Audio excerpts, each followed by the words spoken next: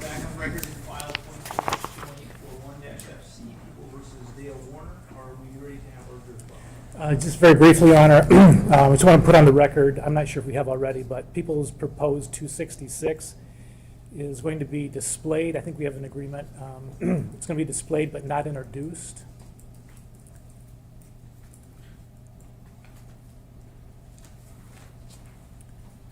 These are 90 photographs that were on the defendant's phone that were taken of Dee Warner's phone and a text exchange that she had with her son Zach.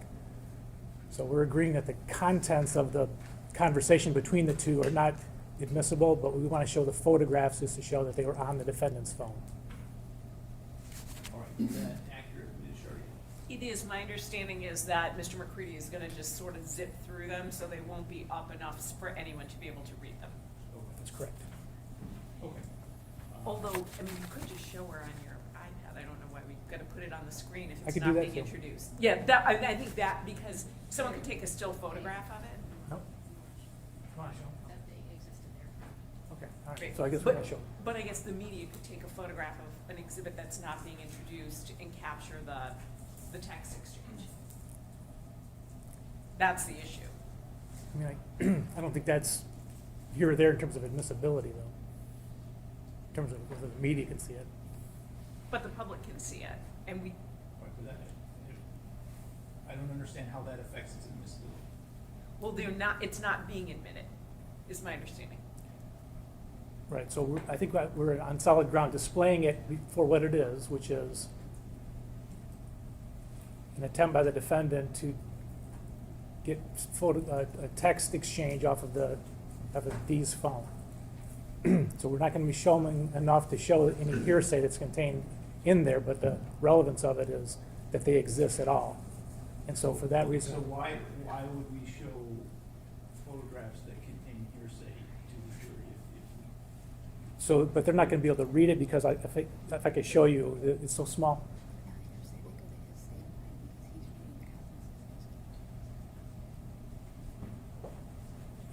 Yeah. So, a couple things. If I could show them up there just so Your Honor can see, it's going to be almost impossible to read them. But also, whether or not the statements themselves are hearsay, they're not being admitted for. Even if they were being admitted, they would not be admitted for the truth of the matter. They'd be admitted for the defendant's access to them and his state of mind, his intent. But the question of the witness would be, did you find screenshots on Mr. Warner's phone? Yes. Approximately how many? 90. Right? I mean, we're not going to say they don't exist. So to show them to the jury to prove that they exist, that's what the witness's testimony is going to be. So if they're not being admitted, which they're not, putting them on the screen to show, I mean, I think is irrelevant. It's unfairly prejudicial. I don't even see why we would be putting something up on the screen that's not being admitted as an exhibit or as a demonstrative aid. This isn't a demonstrative aid. It's just, did you find things on the phone? The answer is yes.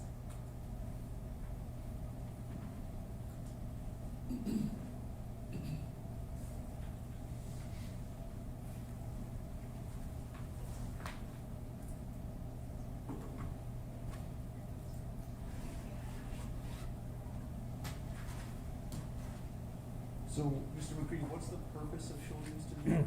So we've established a pattern here of what we call, generally speaking, stalking, the tracking her whereabouts, etc. And so, and trying to clone her phone was another piece of evidence. This is along those same lines where, I mean, the testimony was also, she had her phone with her all the time. She was very secretive. The inference is clearly that she would not have wanted him to be in her phone taking 90 or 91 screenshots of her conversation with Zach. So that's another instance of that stalking. And that was also part of our 404B 768.27A motion. So, so the import of them is that he did this at all. I mean, if it's whether we can show them or not, I mean, we would then seek to admit them under the theory that it's not for the hearsay that's in the text at all. It's for the fact that they exist.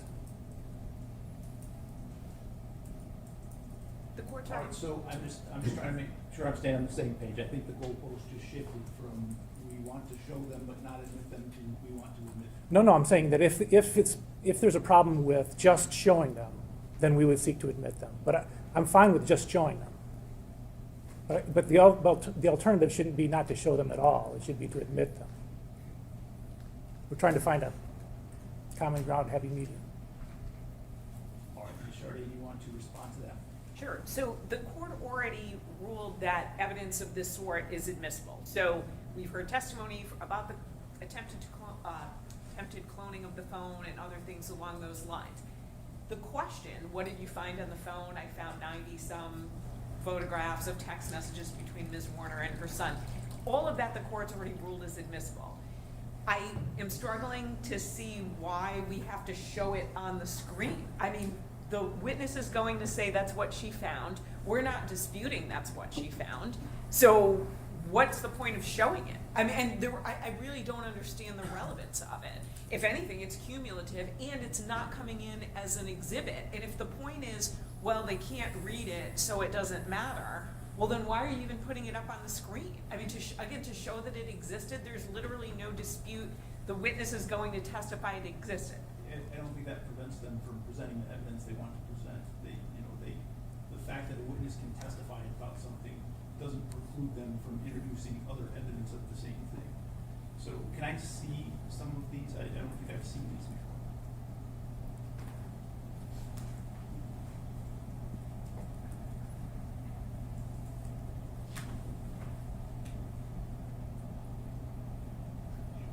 And I'd be going through them this fast, and I'm not going to go through all 90 of them.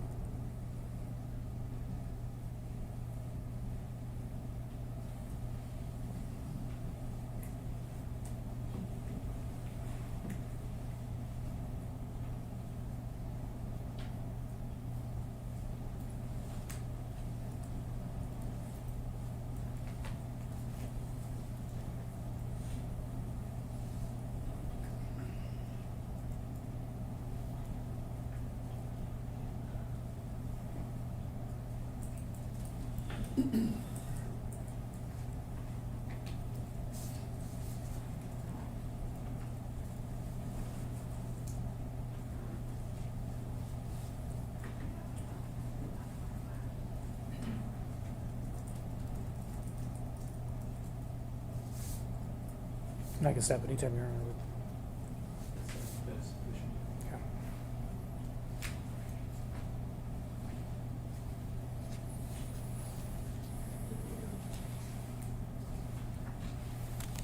All right, I would say for the record that I was not able to read anything that was displayed on the screen.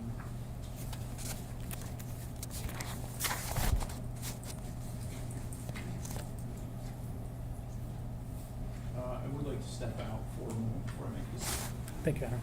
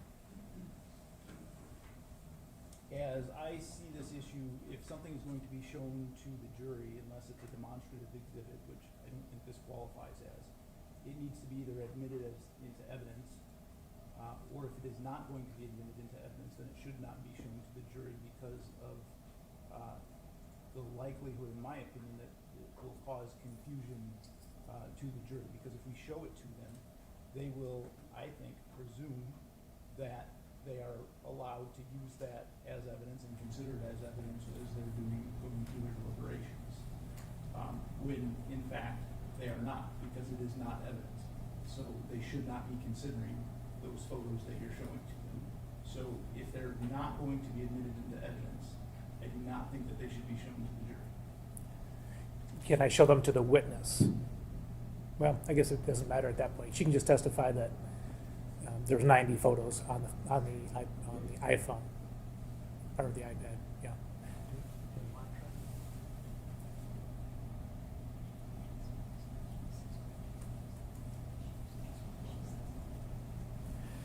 So I guess, Your Honor, we'd be seeking to admit them as an exhibit under the argument that the things that are on there, whether they be hearsay or not, are not being admitted for the truth of the matter. We don't care if any of those statements are true or not.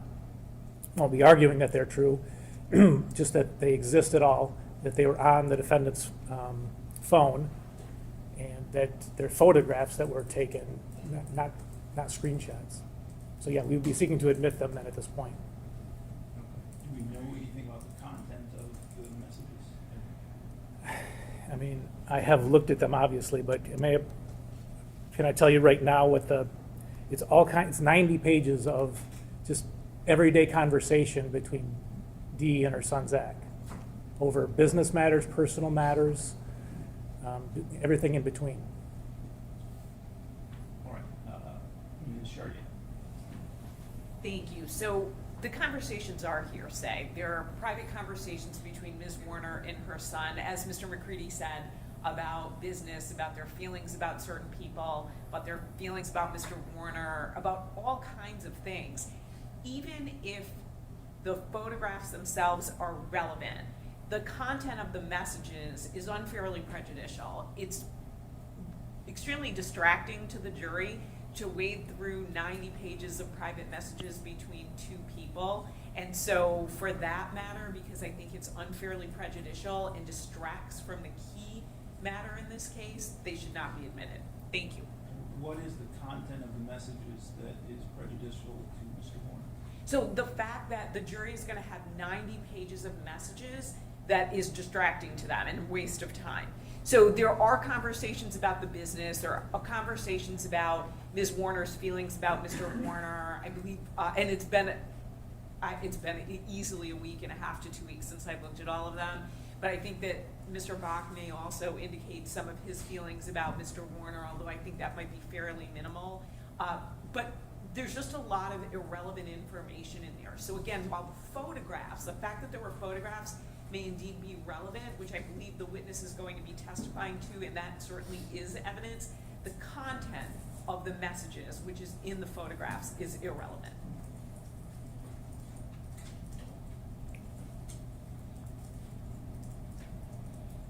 All right, well, the people have stated a non-hearsay purpose for the use of the photographs. And so to the extent that the conversations in them are irrelevant or that they constitute hearsay, I don't know that hearsay is a valid objection at this point, because I think that there's as I said, a valid non-hearsay purpose for admission of those photographs. What I'm unclear on at this point is whether or not there is content in those that would be potentially prejudicial. So I don't know if the court wants to conditionally admit them theoretically. I don't even know how that would work. I can certainly look at them this weekend, and then if I think there's something really specific that would be outside of the norm of what Mr. McCready and I have spoken about. So again, it is 90 pages. We may certainly have missed something, then we could certainly speak to them about redacting that. So before maybe gets published.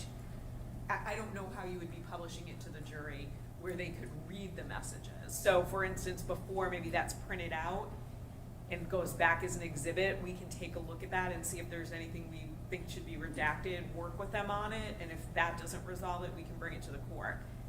Maybe so maybe it could be admitted with the caveat that we can certainly come back to the court and ask for redactions before it ultimately goes to the jury. Just trying to think out loud of how the best way to handle this would be. Okay, Mr. McCready, do you want any input on that? I would be fine with that, especially as Your Honor has indicated. So you're sitting twice as close as the jury. I couldn't read them. They're not going to be able to read them today. All we really wanted to do, back where we started, was show them today. If we can look through more carefully over the weekend and come to some agreement about something that should be redacted before we actually submit them as an exhibit, we're fine with that. I mean, to be clear, nothing stands out to me and I've looked at these multiple times, so the last time again was maybe a week and a half or 2 weeks ago, but nothing about them stands out to me right now where I think that would need to be redacted, but I do want the opportunity, if the court would allow it, to go through them again just to make sure.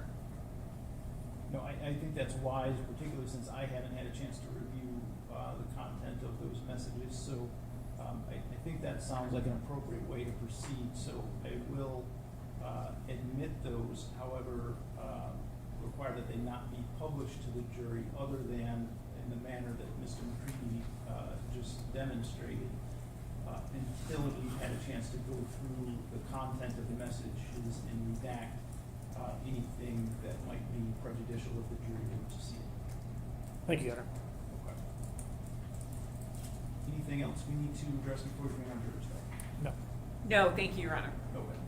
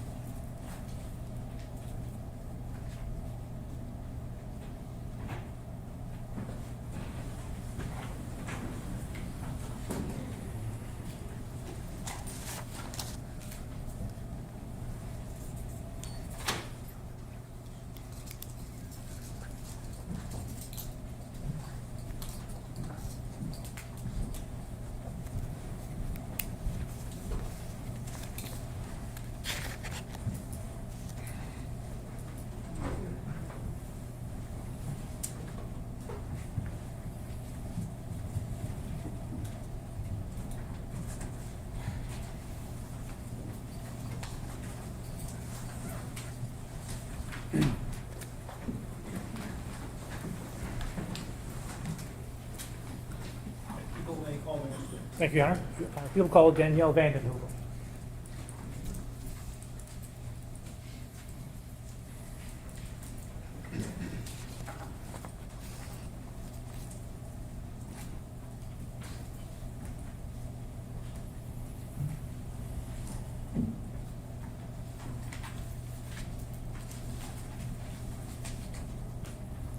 Raise your hand.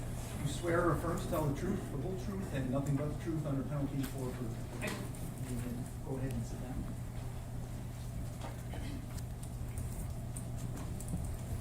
Good afternoon. Good afternoon. Please tell us your name and spell it for the record. Danielle Vandenheuvel. It's DanielleVandenheuvel.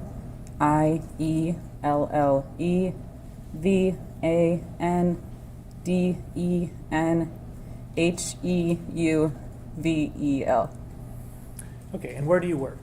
I work for the Michigan State Police. And what do you do for the state police? I'm a digital forensic analyst. And what does that mean? What do you do?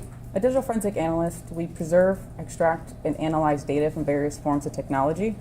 And to do that, we create the best possible copy of data from that device. We can then analyze it and provide reports to investigators to review. Okay, so like iPhones, iPads, some things like that? Yes. Okay, did you review an iPhone 12 Pro Max in this case? Yes. Okay, and showing you what's been minute as people's 228.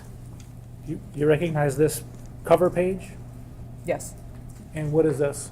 This is a device information page that is provided once a device is extracted. Okay, and what is this device specific to? This is an iPhone 12 Pro Max. Okay, and do you see the device name? Yes, Dale's iPhone. And do you see the owner name Yes, Dale Warner, and the account that's associated with the phone? warag@me.com. And then the phone number?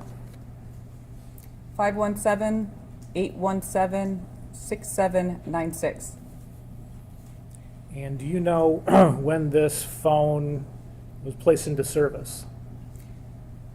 After reviewing the phone, it was set up in March of 2021. Okay. And when was the extraction done from that phone? It was done on May 10th, 2022.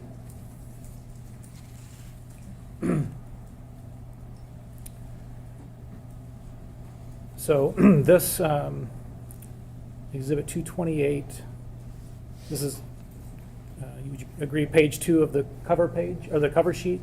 Yes. Okay. And then it's got, so were there also on that phone, did you look and see some screenshot, or not some screenshots, some photographs that were on this phone that were from another phone? Yes. Okay, and what were the pictures taken of? The photos depicted images taken of a different device of messages that were displayed. Okay, and this is people's 266. Do you recognize that? Yes. Okay, and what is that? That is the photo found on the iPhone depicting another individual's device. Okay, and could you read at the top of the page who the texts were between? Can you zoom in at all? No. No. I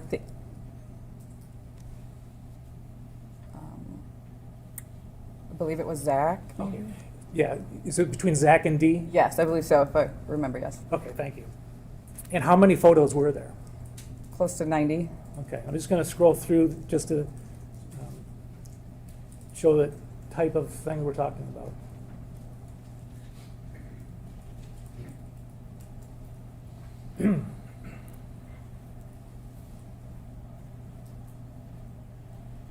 And does the iPhone have a section for photos? Yes. And is that where these were found? Yes, they were from a synced directory.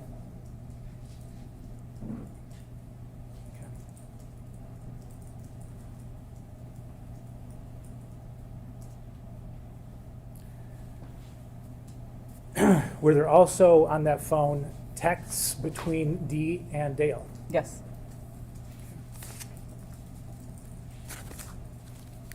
Look at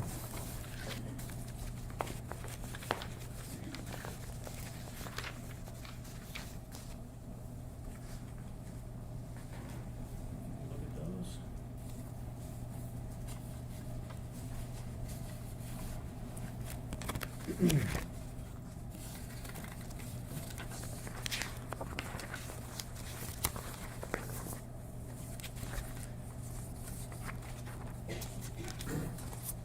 So I've shown the witness people's 194, 195, 196, 197, 267, and 198.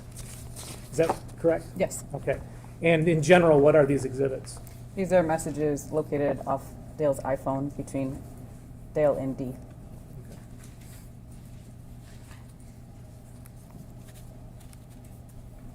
If you look at 194, the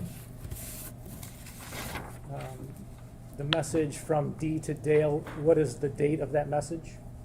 8/6/2020. Okay. And 195, what's the date of the message from Dee to Dale? 2/18/2021. Okay. 196, the message, the text in the middle of the page, what is that date? 2/23/2021. 2321? Yes. And again, that's from Dee to Dale? Yes. Okay. 197, what's the date of that text?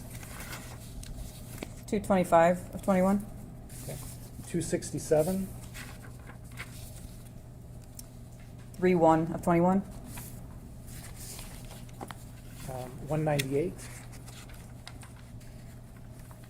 3/5 of 21. if you look at the top of the first message. 3/3 of 21.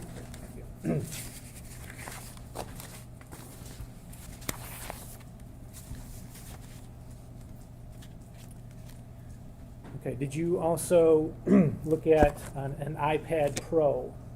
Yes. This is people's 230. What was the date of the extraction for the iPad Pro? It was May 12th, 2022. And again, the device name was, I believe Dale's iPad. oh, sorry, I'm not, I thought it was for something. There we go, sorry. Dale's iPad Pro. Yep.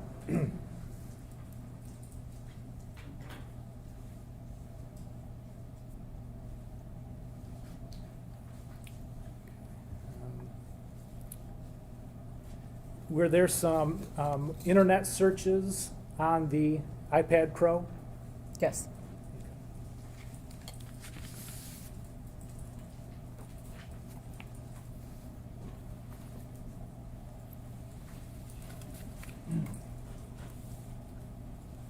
Any of you people 230?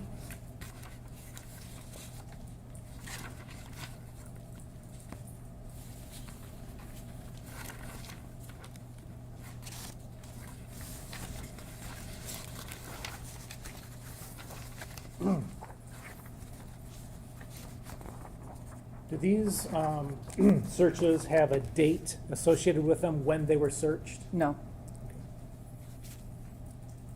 Looking at the first, but we know that they were on there when it was extracted on May 12th, 2022, though, correct? Yes, they had to be previously. And looking at the first search, can you indicate what browser or what search engine was used? Google. All right, and what was the thing that was searched for? Search chemical cremation.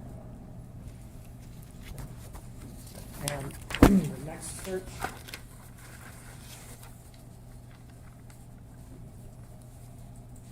This is on Gizmodo for what is liquid cremation and why is it illegal? Why is it illegal? Correct. Okay, I wasn't sure if I heard you right. Okay, and then the third search that's on there? From Wired.com, alkaline hydrolysis liquid biocremation.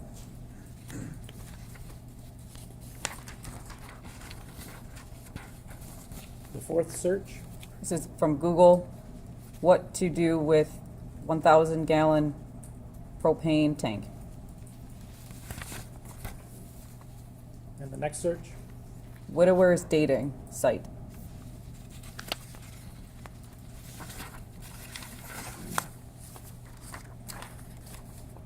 Okay, the next one? 10 widow dating sites for widows, widowers, and divorced people. And the final search that's on there? Widower dating page.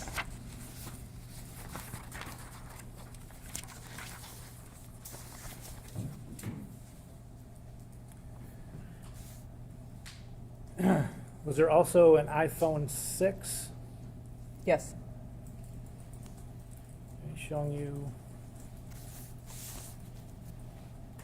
it's been marked as people's 302.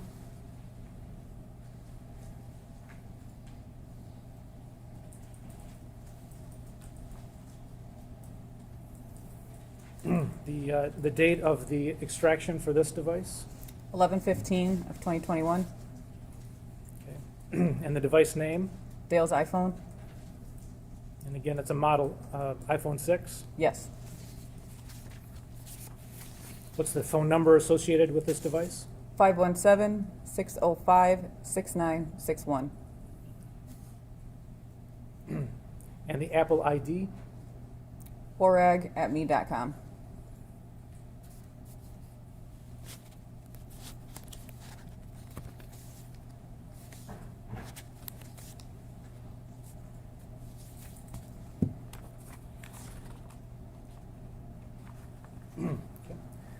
showing you printout of 302.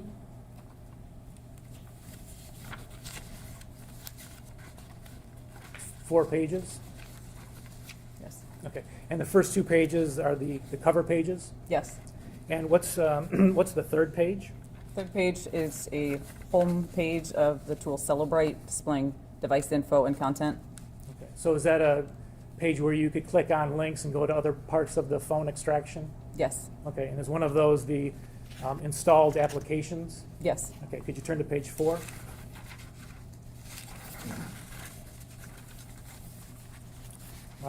Do you see My Cadillac app installed?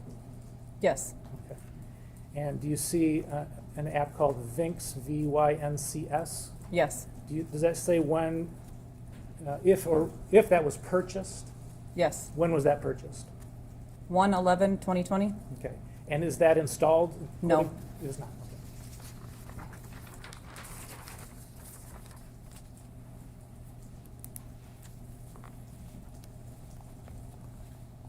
Okay. Okay, so did you also look at a backup? Well, first of all, did you ever have Dee's phone that she actually had on April 25th, 2021? No, not her actual device. Okay. Did you have a backup from the iCloud? Yes. Okay. Did you look on that to see whether she had My Cadillac app loaded on her phone? I did look and it was not on the device. Okay. And what about the Vyncs app? No. And the email address, the Apple ID warag@me.com, was that on her phone? No.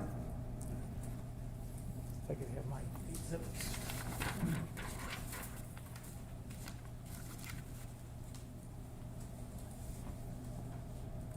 This time I'd like to publish them to the jury, Your Honor. No objection, thank you. Go ahead.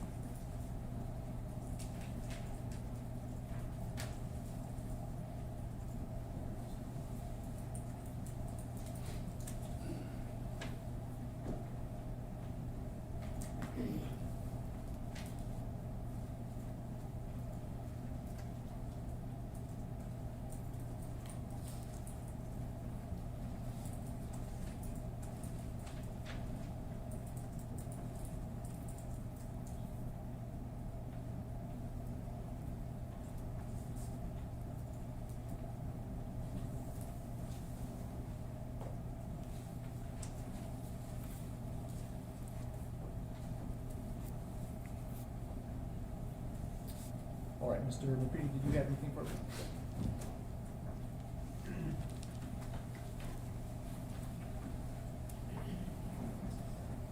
I have nothing further at this time, thank you.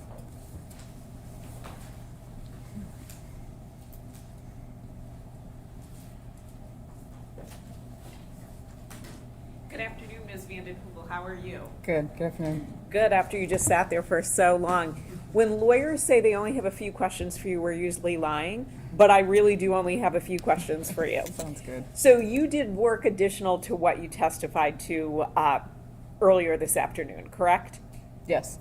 So one of the things that you did was you looked at one of Mr. Warner's devices, and he was using Find My iPhone on April 25th, 2021, correct? There was data usage, yes. Beg your pardon? Yes, data usage Yes. from that application. And so he had looked 3 times, and if you need to refresh your memory on the times, because I know we're going back a ways, feel free to let me know and Ms. Saylor can help you out. So does this sound correct? 8:48, 42 a.m.? I would like to refresh my memory if possible. Sure.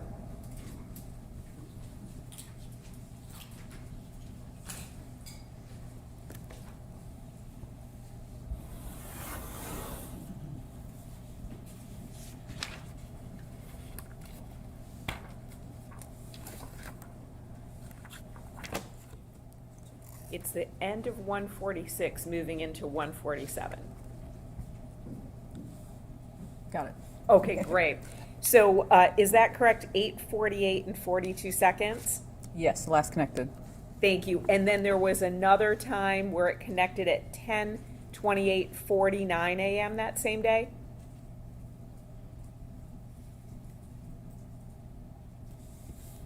That's on the next page. Yes, correct.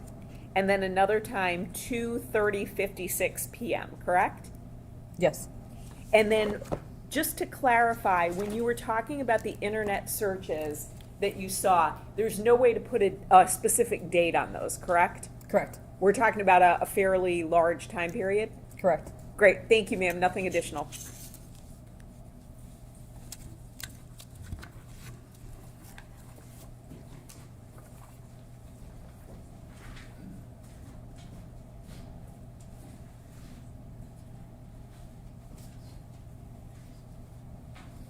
Do you have any redirect, Mr. McCready?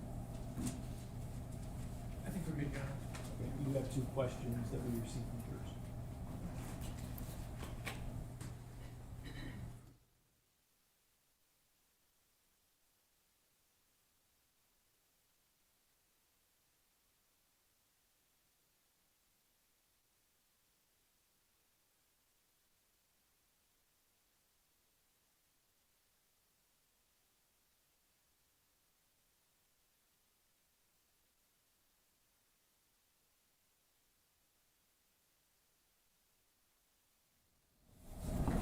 All right, it's my understanding that the parties are in agreement that both questions may be asked. That's correct, Your Honor. That's correct. First question is, what date were the Google searches made? The dates were unable to be determined based off how they were located on the device. Second question is, with the dating site searches, were you able to find a profile linked to the defendant? Would this be part of the investigation beyond your field or office? This was not looked at. Mr. McCready, we follow up based on those questions. Were you able to determine when the iPad was activated?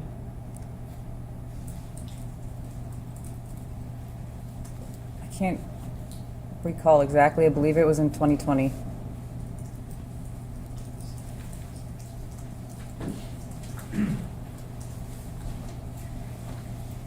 So in terms of the dates of the searches, we know they were after 2020 and before the extraction from that iPad. Correct. Okay, thank you. Nothing additional, thank you. Okay. And may we excuse the witness from her subpoena? Yes, Your Honor, thank you. Ms. Chartier? Oh, yes, Your Honor, thank you. Okay. Thank you, ma'am. You're free to go. Thank you.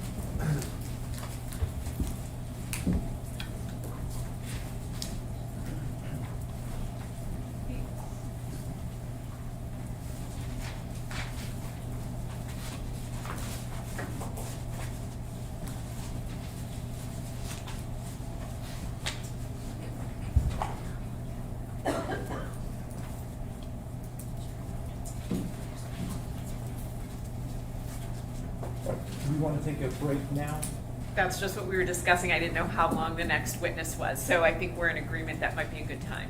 Okay. Yes. All right, why don't we take a 10-minute break, we'll come back and.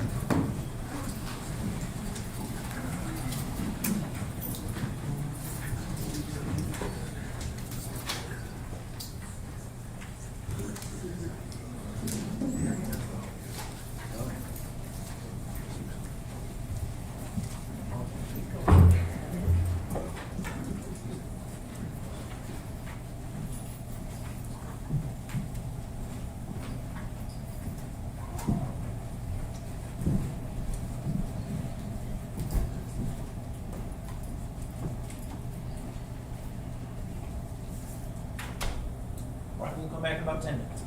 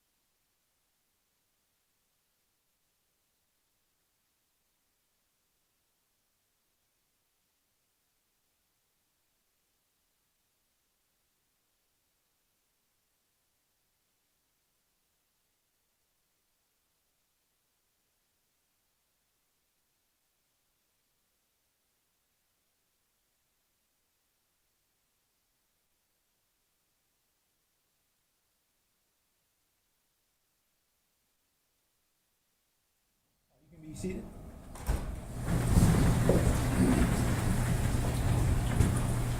Are we ready for the jury? Yes, Your Honor. Yes, Your Honor.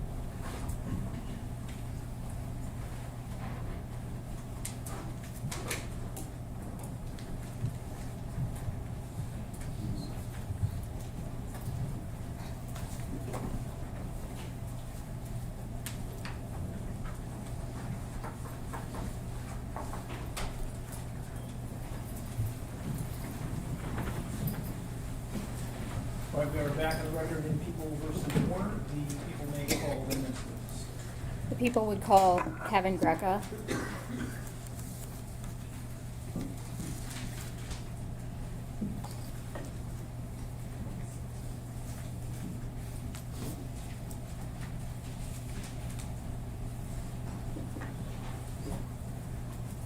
Raise your hand. Do you swear or affirm to tell the truth, the whole truth, and nothing but the truth under penalty for perjury?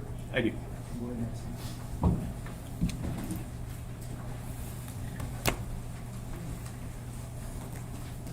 Good afternoon. Can you please state your full name and spell it for the record? Kevin, Kevin, Greca, Greca. Where were you employed in April of 2021? Lenawee County Sheriff's Office. And what was your title? A detective. How long were you a detective with the Lenawee County Sheriff's Department? Approximately 15 years as a detective. All right. How long did you work for the Sheriff's Department in total? 31 years. At some point in time, you became involved in this case, correct? That's correct. Prior to your involvement in this case, did you know Dee Warner? I did not. Did you know Dale Warner?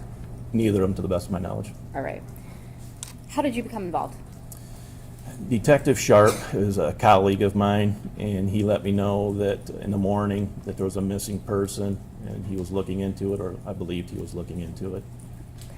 And then the day progressed, and I really didn't think anything had really occurred on the case. And I believe I got a phone call from Officer Wolf from the Tecumseh Police Department. His daughter worked for the... Objection, hearsay. I don't want to know what anybody told you. I just want to know what the first thing you did was, okay? Okay.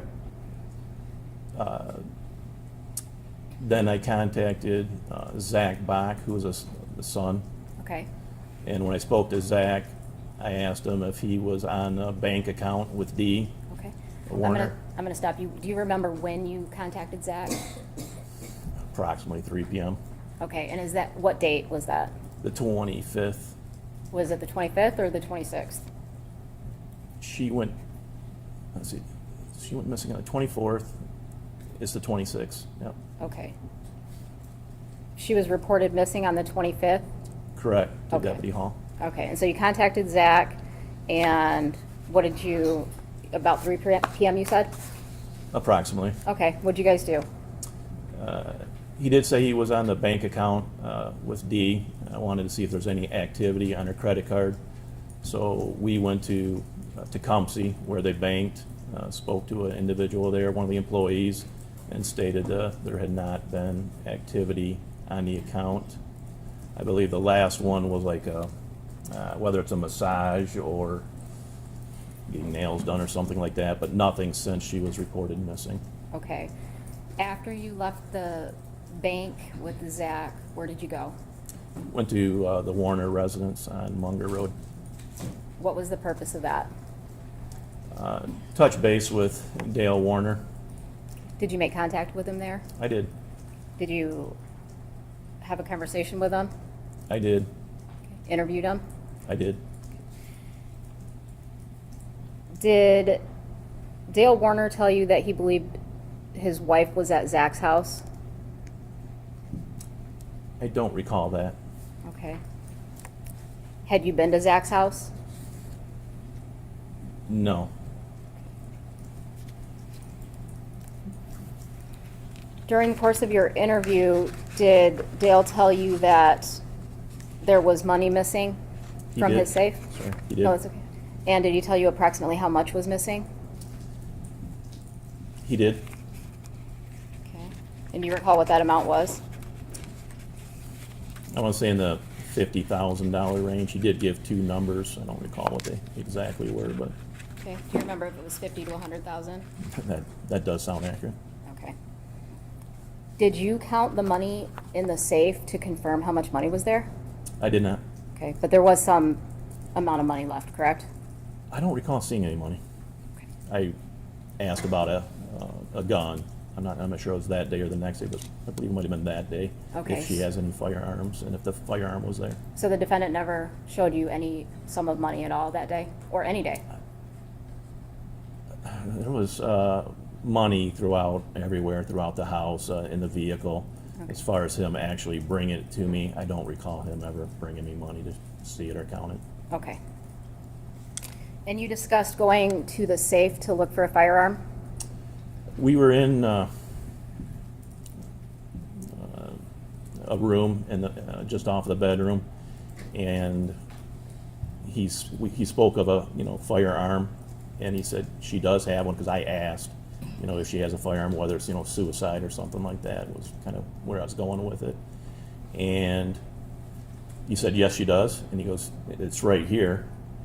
But it was just the safe. It wasn't, I said, well, could you please open up so I can confirm it? And he did, and there was a firearm there. Okay, and you confirmed with him at that time that he hadn't yet checked for the gun before you got there? My perception of it was that's correct. Okay. Objection, good move to strike if that was his perception of it. It would be what he knows, not what he's perceiving or speculating. Your Honor, we can play the interview from the 26th again if we want to, where Mr. Warner tells him he hadn't checked the safe yet, so. Okay, well, I would agree with Ms. Charrier at this point that, he's required to testify from his personal knowledge, and I don't think that a perception of something constitutes personal knowledge. Okay. How many guns did Mr. Warner show you that day? Do you remember? My recollection of the events, I was there on multiple days. I would say a minimum of 7 days. I had been to Mr. Warner's residence.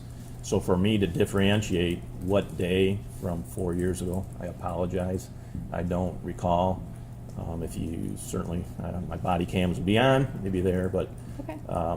I recall seeing several long guns in the basement, kind of up on a wall, nicely displayed. Underneath the stairwell, I think, was another section of firearms. And then in the closet, if you will, walk-in closet, which is where the safe for the money allegedly was that handgun. Now that I think about it, alongside the bed, I think is another safe, smaller individual handgun safe, maybe with like a finger combination or recognition Okay. lock. And at that point, did the defendant express any concern to you that any of the firearms were missing? He did not.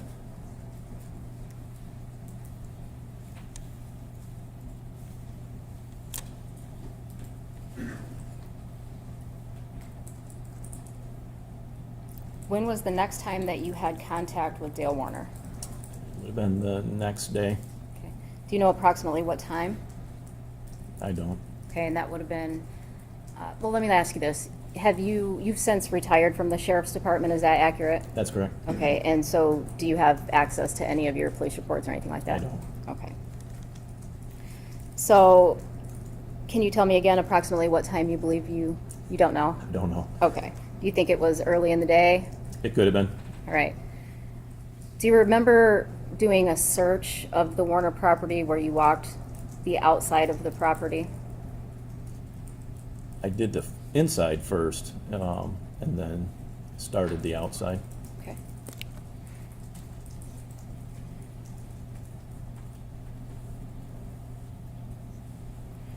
I'm going to show you People's Exhibit 211.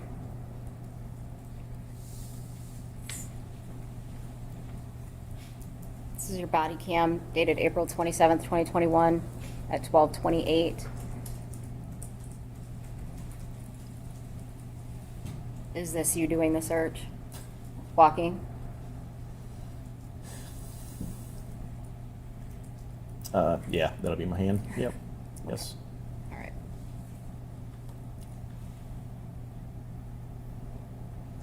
And what are you looking for when you're walking around the property? Literally anything. For the most part, Dee Warner is really the primary. But then any type of evidence as well, whether it's blood or whatever. And typically your body camera would have sound, correct? It does. Okay. And was this a fairly windy day and kind of loud with your walking with your body camera? I got you. Was it? Oh, I'm sorry. I don't recall that. Okay. But that is a common problem. We've got a dead chicken here somewhere. Okay. Searching the chicken coops.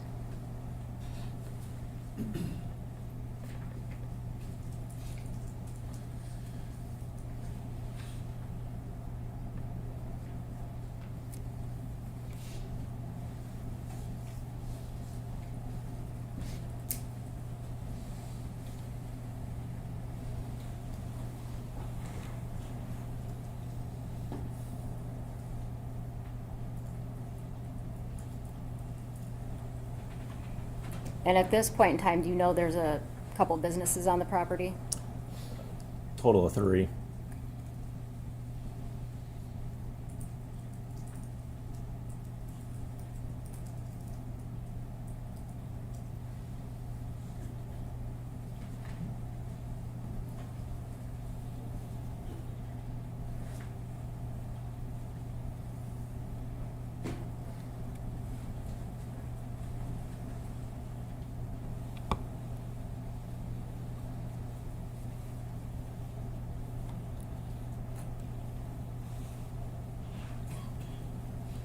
What are you searching all the semis for?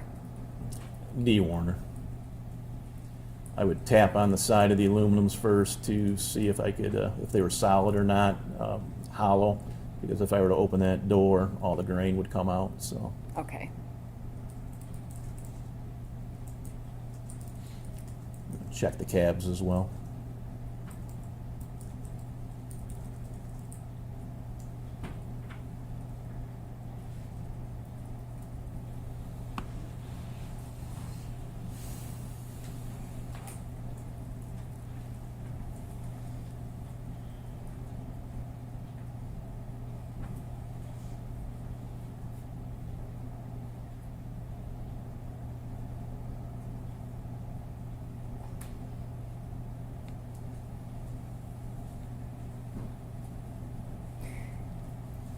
While this is playing, if you can look at that map, People's 263, do you know where you're at on the property at this point? Yes. Over here's where the semis are parked, so over in that area. West side of the property.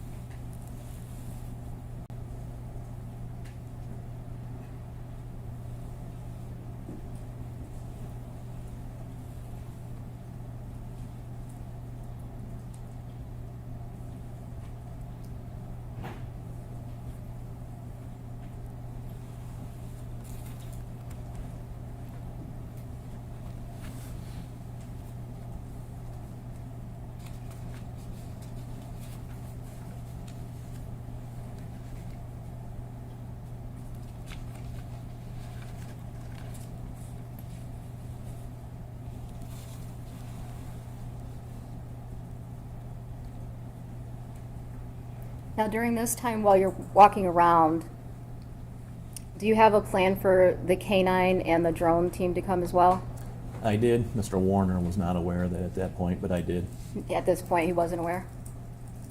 I don't believe he was, correct? Okay, okay.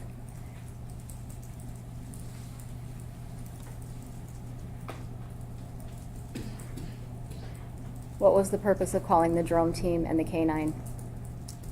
To search for Dee Warner.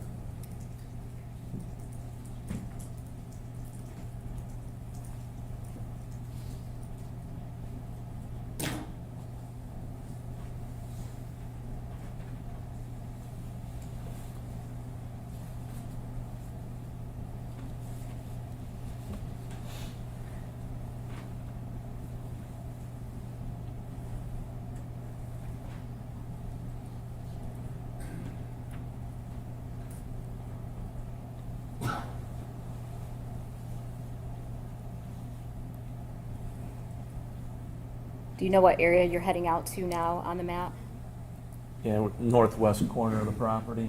Okay. So, this area. Okay.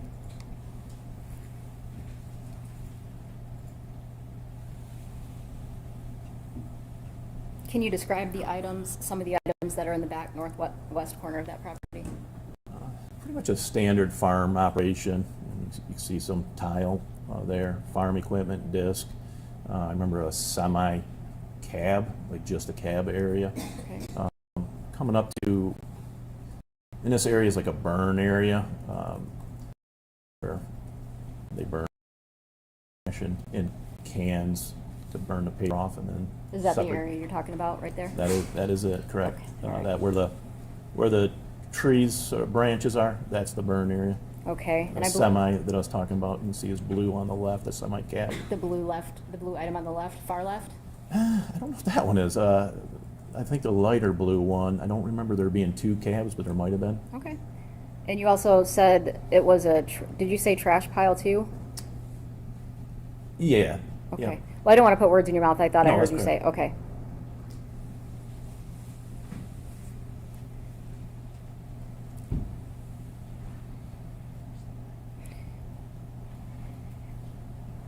Did the items that you observed around this area appear to be like trash? Because Yeah, most of the items, correct. okay. Do you recall seeing this particular tank right here? I do not. Okay, and the blue item next to that tank, is that the cab you were talking about, or is that something different? It actually looks like there is two blue cabs there. I recalled one, but according to just watching my video, makes it look like there's two of them. Okay. So is that a cab as well, on the right, both of them? Yes, I would say so. Okay.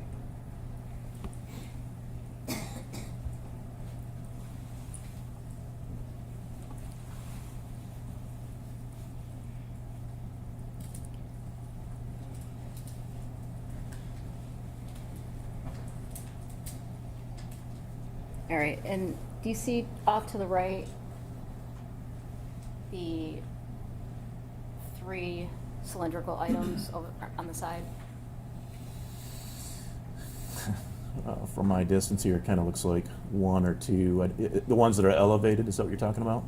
Yes, behind that blue, it looks like a bed of a truck.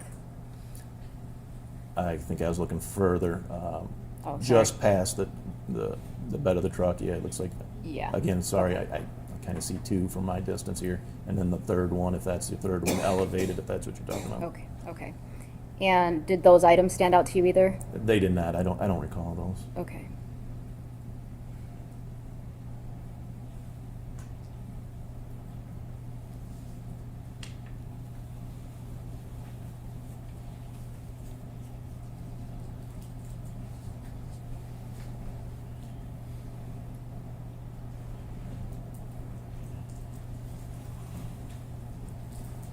And then you just do you kind of finish searching the outside of the property at this point?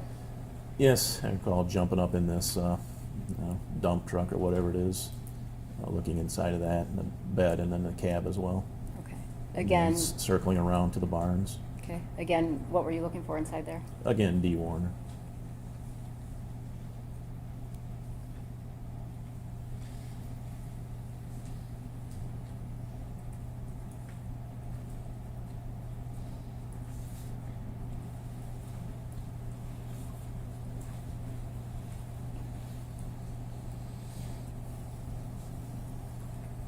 Did any of the tanks, the chemical tanks that you saw on the property, raise any concerns with you?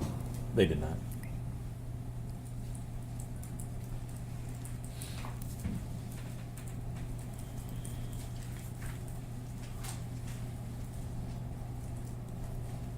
Why not? A farm expected to have tanks. Didn't notice anything out of the ordinary with them. Okay. It's one of his businesses is, well, two of the businesses. One would be farm and two would be the fertilizer, so 3 being the trucking business. Okay.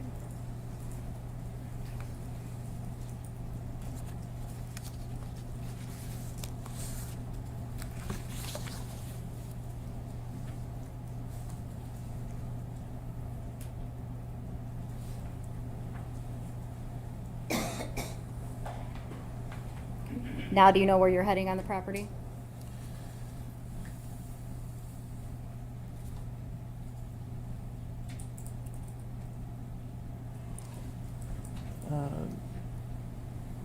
Yeah, heading towards, well, this one's more of a storage, or there's 2 maintenance barns, what I'd call maintenance barns. And this is smaller of the 2.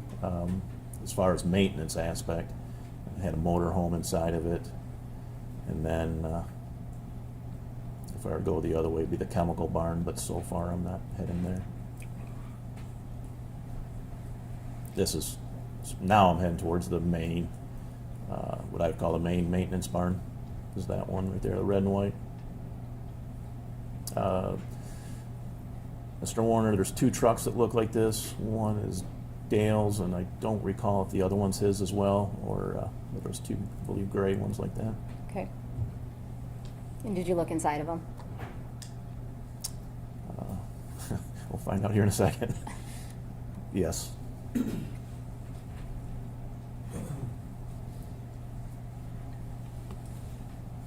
This would be what I would call the granular fertilizer barn.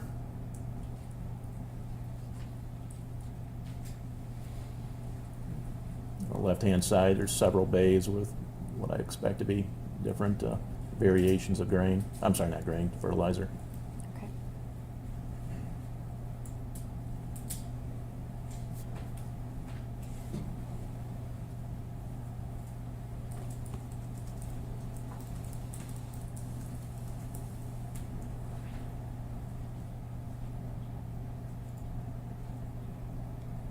Do you recall during this search at what point in time that you told Dale Warner that the canine and the drones were coming out? I do not.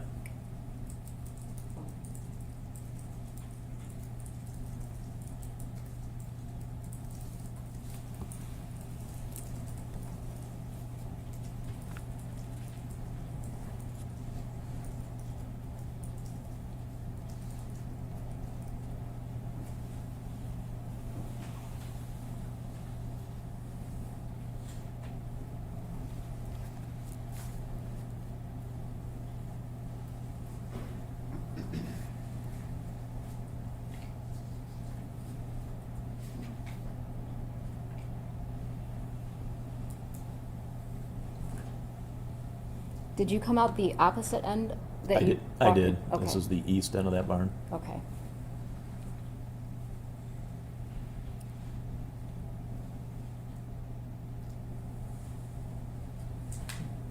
Okay, and what building are you going into now? This is what I would call more of that second maintenance barn, where the motorhome will end up being in this building. If it's there on that day.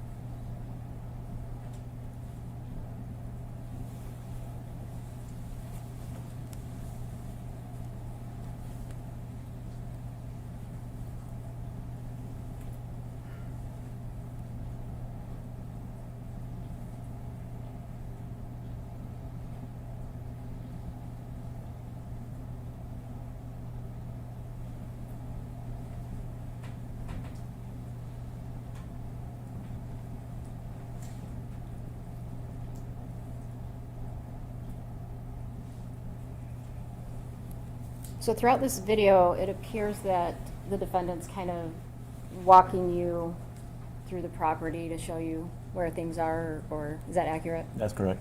All right, and would this be normal for a consent search? That's correct.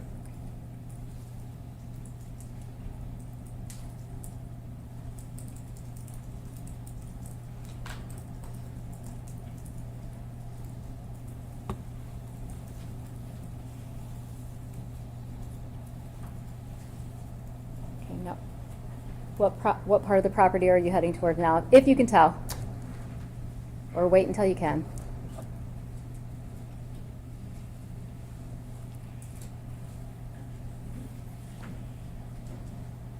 believe we're going to be heading up towards the office area.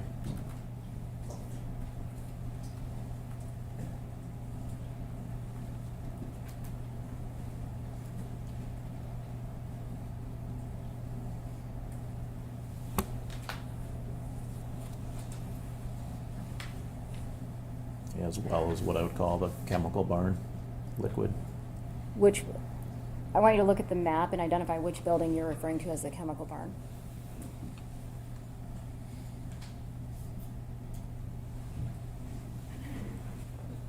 I don't know, number 7. Which one? Thank you. Yep, thank you.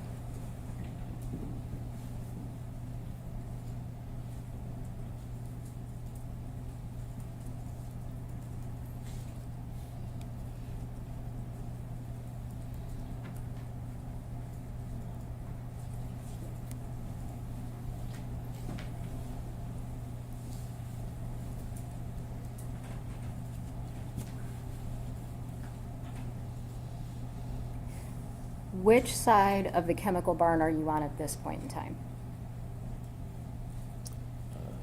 This would be the north side.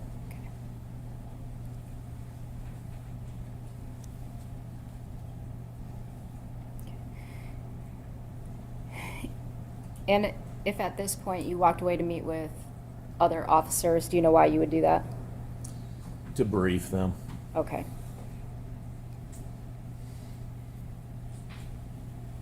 I would have transitioned myself from Mr. Warner to my supervisor, Lieutenant Reckner, for him to continue the Okay, search while so- I briefed the 2 officers.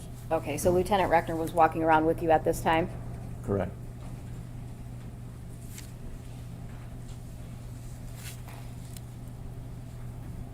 After you walked the property with the defendant, do you know what you did next? What I did or what he did? What you did? I briefed the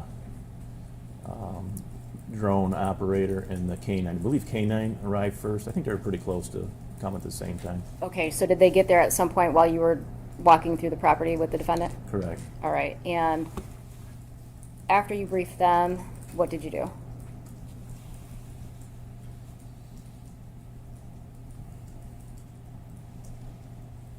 I don't recall.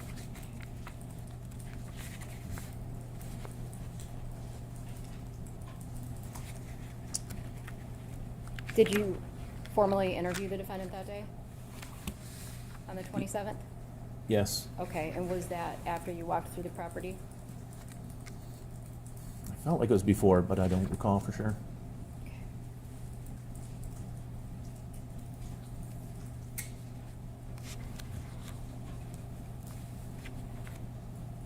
After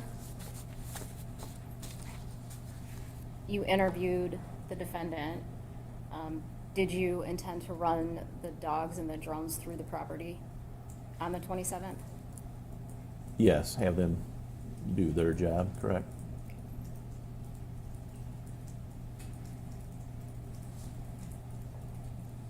And did you do that on the 27th? During the day? We started.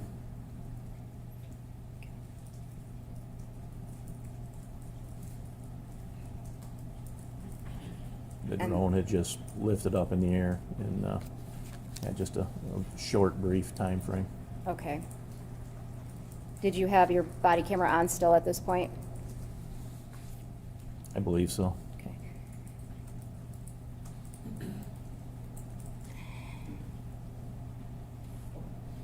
I'm going going to play people's proposed 302, 303 body camera from 427.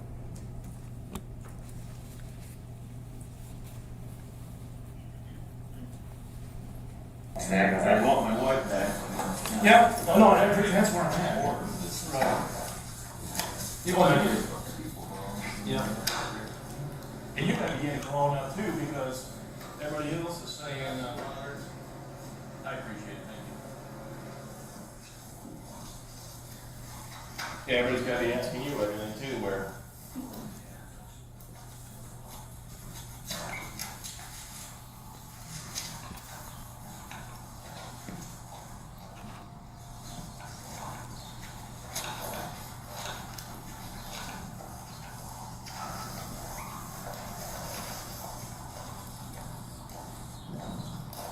Oh, that's it.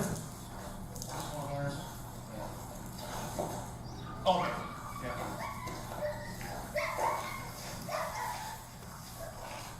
But this is down here, and this guy right back here, which we just hid everything, but it's the drone, to make sure she's not laying somewhere in a field right here. And then, the one came in, so I don't know if you heard anything.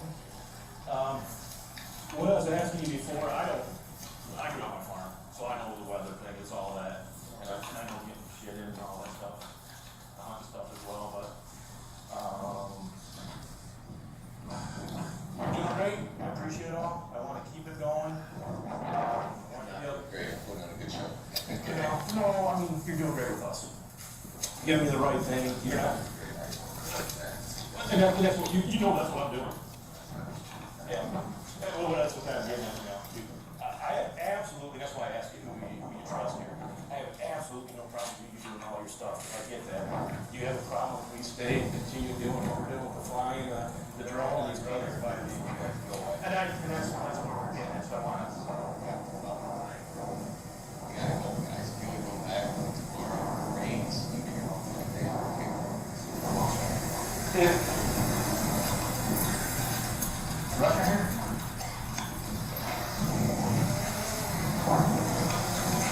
Dusty? Alright, so he's been great, everything's perfect, did everything, we explained all that, he says, yeah, I want my wife back, do what you gotta do.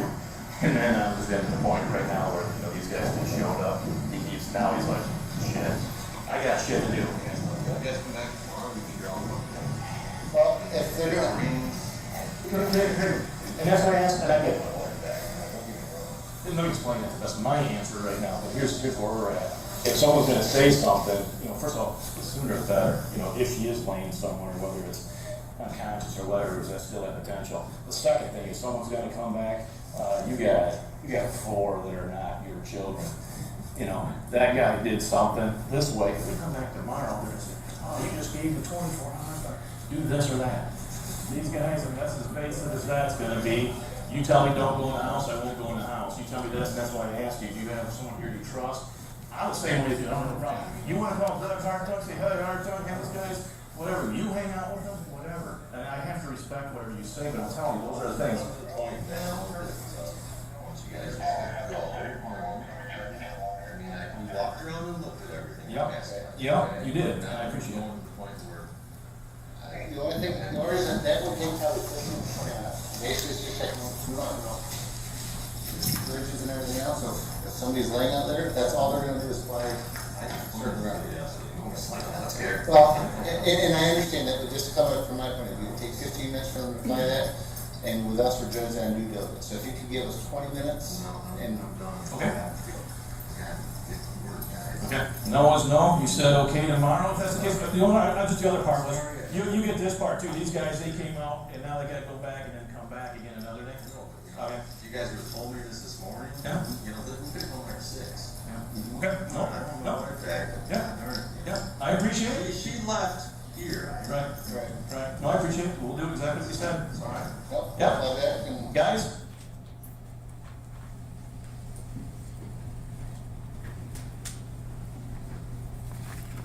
Did you leave? Did you pack up and leave? We did.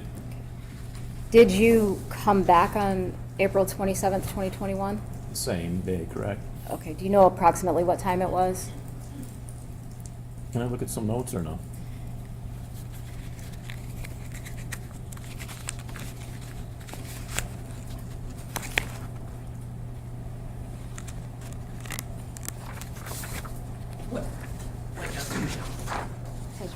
it shows what time they came back.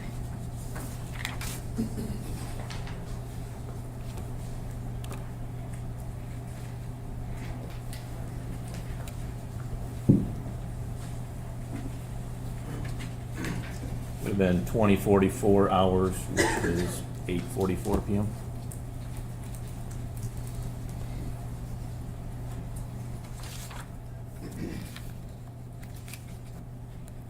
What was the first thing you did when you arrived on the property?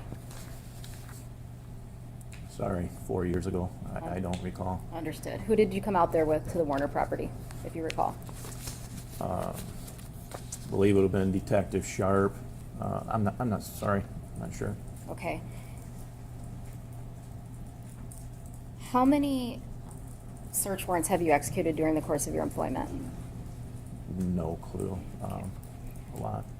When you get to a residence that you're planning on searching, what's typically the first thing that you would do? Make contact, attempt to make contact with persons at the residence, primarily owner. Okay, and then what would you do?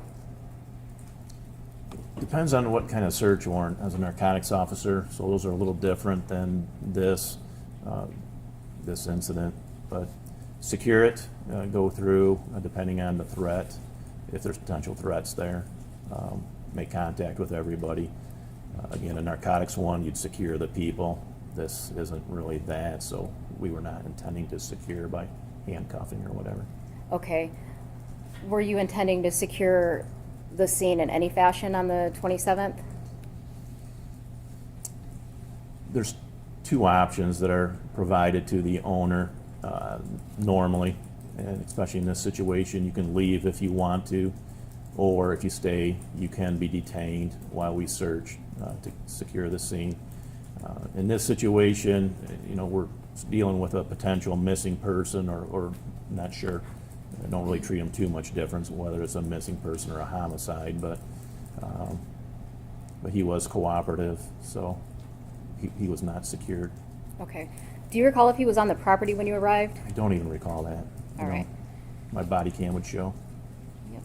We're playing People's Exhibit 214. Oh, wait.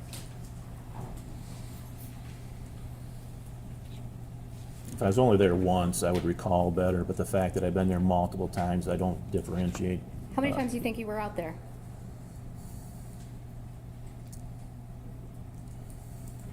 Not every time was a search, but approximately 10 times, maybe more than that. Approximately 12 times. Okay.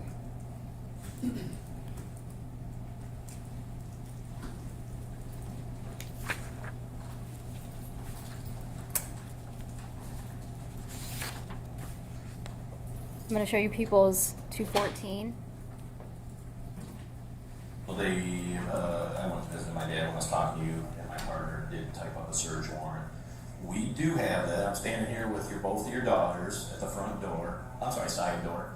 And I'll explain everything to you. We do. It is for the dogs, the drone thing. So basically, what we saw earlier. As of right now, we're not going in your house. We already went through there. So it's just a matter of the dogs. It's completely. Let me see. My recorder's going right now. It wasn't for a second. It's going right now, so the whole thing will be recorded. If you want to come home, you absolutely can. If you don't want to come home, you don't need to. As far as what we're going to do, drones. That's exactly it. Yeah, the dogs. One dog's here already. The other dog is, I think, about 20 minutes out. I just wanted to tell you, obviously, that you're not here. Just like keep you updated. I'm not trying to hide anything from you, but if we come to the prop boss and say we come tomorrow, like, in the event there's something suspicious or something doing some bull crap activity, then how can we say anything? This will shut up the other side of the family. You get that? Well, no, you're absolutely right. I'm sorry. You're 100% right. You will not shut up the other family. But at least I've done it. But I've done everything I can at that point. And you. Yep, and we will, there's paperwork on that, so we will drop, if you're home by then, it's going to take a little while, well over an hour, I'm sure. If you're home, I can give you the paperwork. If you're not home, I can leave it with your daughter. And that's it. If you got any questions, I'll have my phone on the whole time, so just give me a holler, okay? All right, thanks. Yep, bye. Thank you. Yep. Who were you speaking to at that point? Dale Warner on the phone, and the female's his daughter, Cam. She goes by Cammy, but I think it's probably Cameron. Okay. And then the other smaller one's Angelina. And so it sounded like you called to let him know that you guys were getting ready to search the property? Correct. Okay. And would that be typical in a situation where you were searching somebody's residence? Yes, for two reasons. I normally look across the T, dot an I. We have a search warrant, so we can do it, but I also normally do a consent search as well. It assists in case you find something else that you're not looking for, or if there was an issue with a search warrant, you could cover it. Okay. And it sounds like you said you can come back to the property if you want. Is that also accurate? That's correct. Okay, so as part of securing the scene, what did that mean in this particular case? It really wasn't, as far as secured, wasn't really secured. Okay. We didn't take any action. We didn't tape it off, or we didn't have them evacuate. Okay. Were you told that the defendant was on the property at some point in time during the search?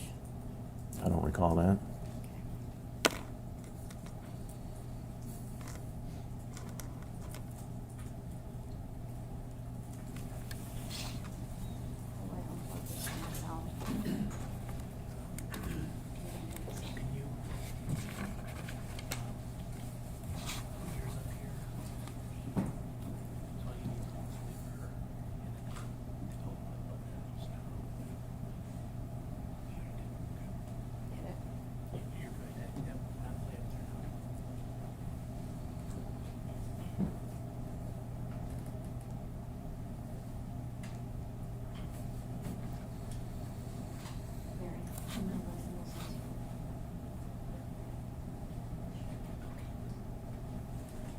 Your Honor, I'm going to let the witness refresh his memory.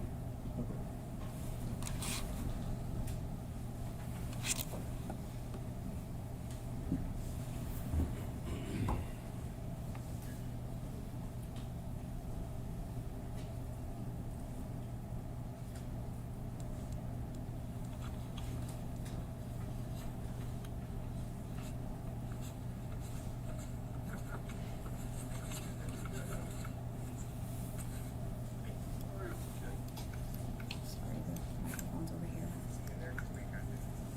I call him the phone. He's at a farm field. He's here now, the father. One of his sons is here. And, gotcha. Have a black.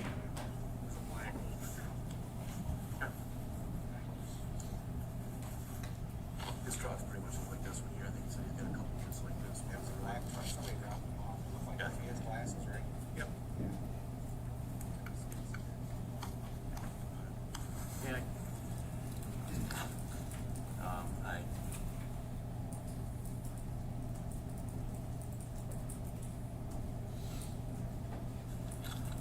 Not to be confused with Dale Sharp right here. So. Yeah.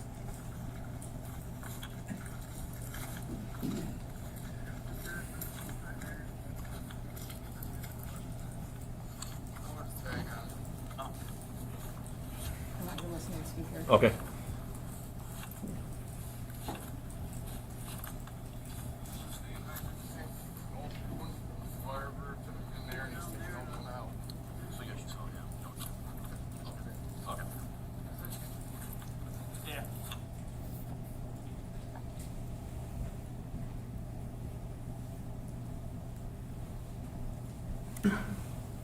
Did that refresh your memory about anybody telling you if the defendant was on the property at any point?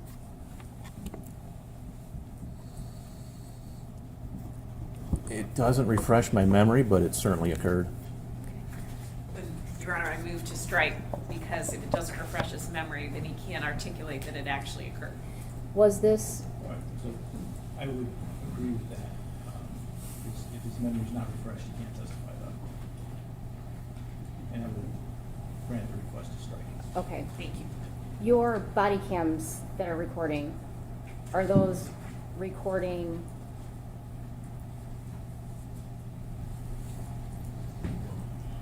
Strike that.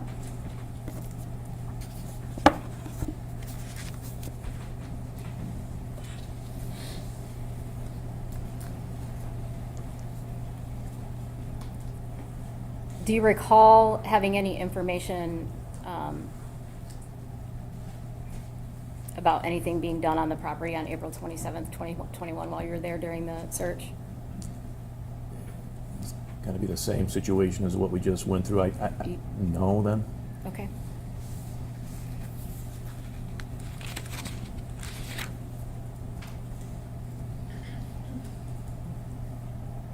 Did the defendant ever make contact with you on the property on April 27th, 2021? During the course of this search? Okay, because earlier, clearly, we had done the walkthrough, and then, again, I'm sorry, I don't recall.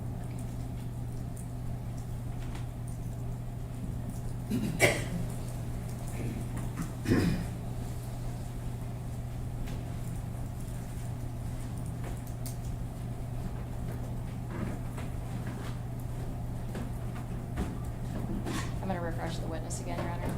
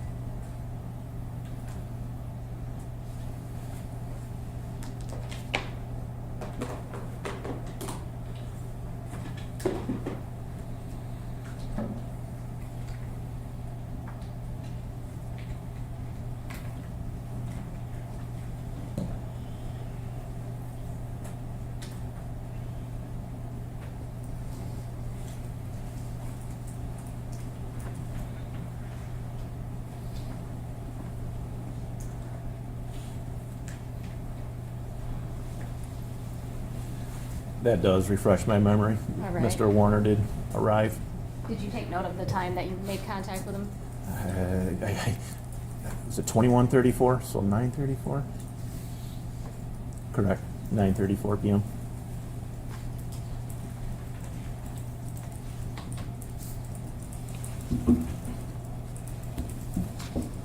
When you spoke to him at that time, do you know how he arrived on the property?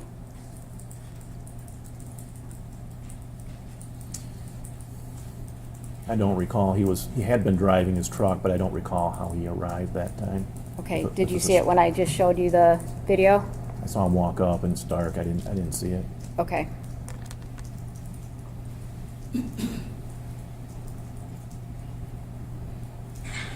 Oops.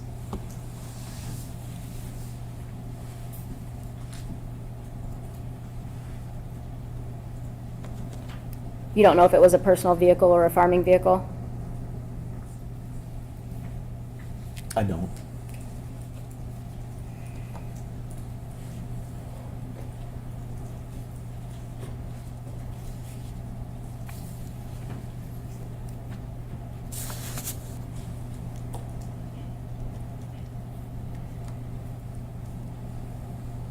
On April 27th, 2021, during the course of this search, did you find anything?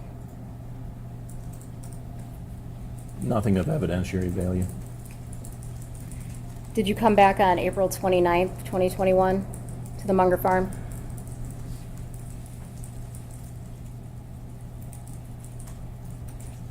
Sorry. have to refresh my memory with my notes or report.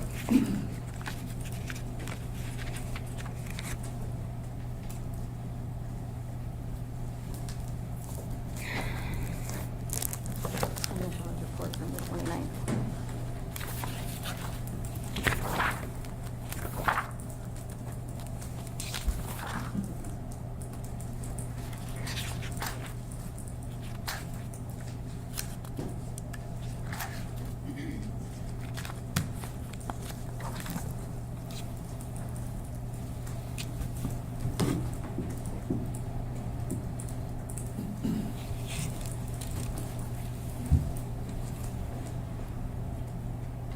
I did it 3:08 p.m. It's like, kind of walked away a little quick, but I believe there's two numbers, sorry. I believe there's two numbers there that normally indicates when I arrived and then when I left. It's something I have a tendency to do for search warrants, just let me know when they start and stop, but Okay. At the time that you went back on the 29th, were you executing another search warrant, or did you just go there to talk to Dale Warner?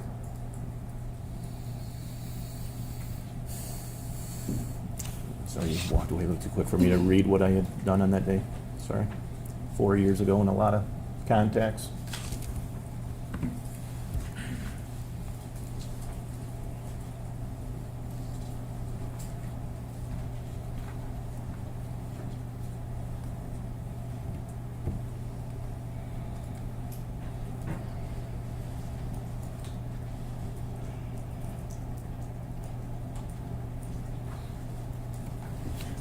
Yes. A consent search, not a search warrant.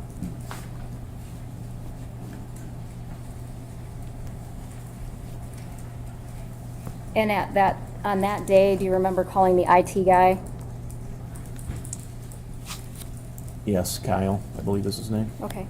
As a result of that conversation, did you take something with you from the farm? Very sorry, I don't recall.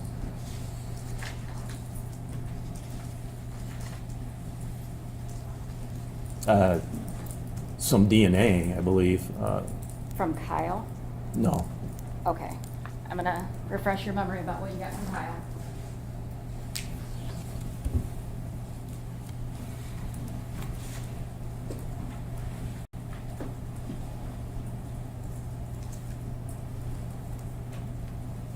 Yeah. Copy of the surveillance video. Doesn't specify whether that was a thumb drive, but in the property section, it would specify whether it was a thumb drive or Okay. floppy disk or something. I believe probably a thumb drive. Okay, so you got a copy of the surveillance video, and that would have been for the Munger farm? Correct. All right. What'd you do with the thumb drive or the download of the surveillance footage? Normal protocol, what I would do is make a copy of it, which we call a work copy, and then the original would go in the evidence property room. Okay. And did you watch any of it? I watched some. I delegated video for the video to somebody else, I believe Kim, who was a bailiff here earlier. Okay. Kim, what's her last name? Straub or Bruckner. She got married at one point, so I'm not sure which it was, but she was on maternity light duty, and so she was in the office and delegated for her to Okay. watch the video. All right. And then, I'm sorry, to answer your question, yes, I did see some of the video. Again, what were you looking for? At this time, we're a couple days into it, so I looked at it for a few things. Obviously, Dee Warner, when the last time she was on the camera, Dale Warner, his activity, or anybody else coming on the property. Vehicles driving by was another issue, trying to see if somebody could have picked her up, as that was potentially rumored.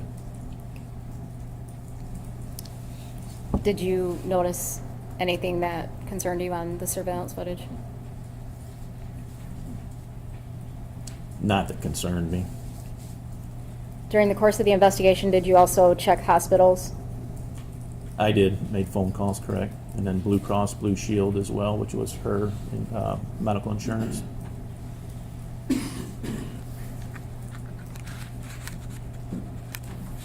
How long did you investigate this case? How long were you on this case?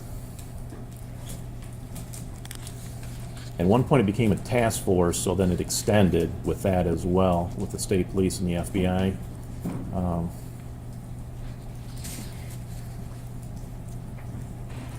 At least a year? It sounds accurate with the task force part of it, correct? Okay. During the course of your investigation, what did you do? What types of things did you do? Numerous searches, any tips that we came up with.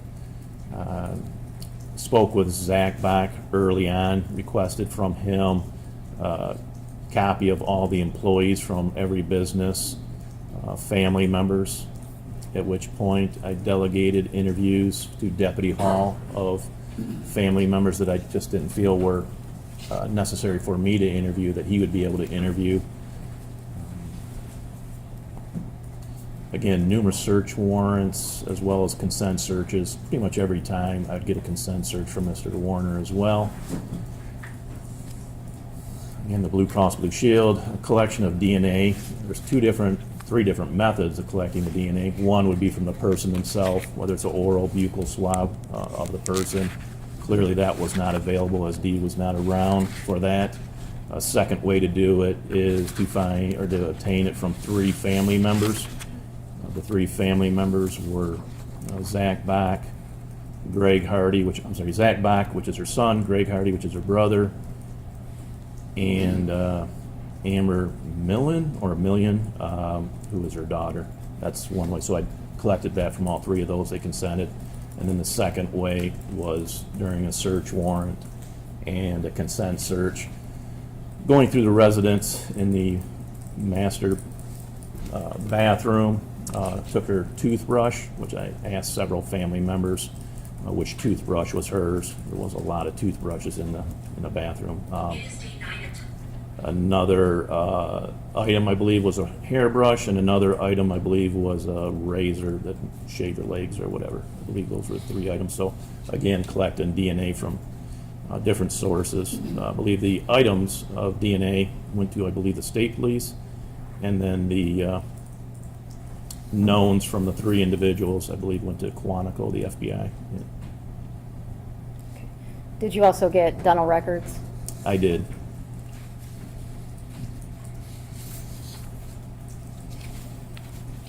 I have nothing further.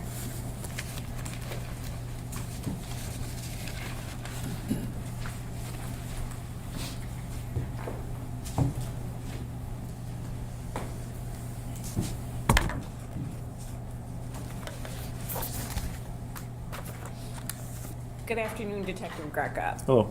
Mary Chartier, I represent Dale Warner, and I want to ask you some questions this afternoon. So, it sounds like you were the lead investigator on the case for well over a year. Is that correct? Correct. So that would have been roughly the end of April 2021.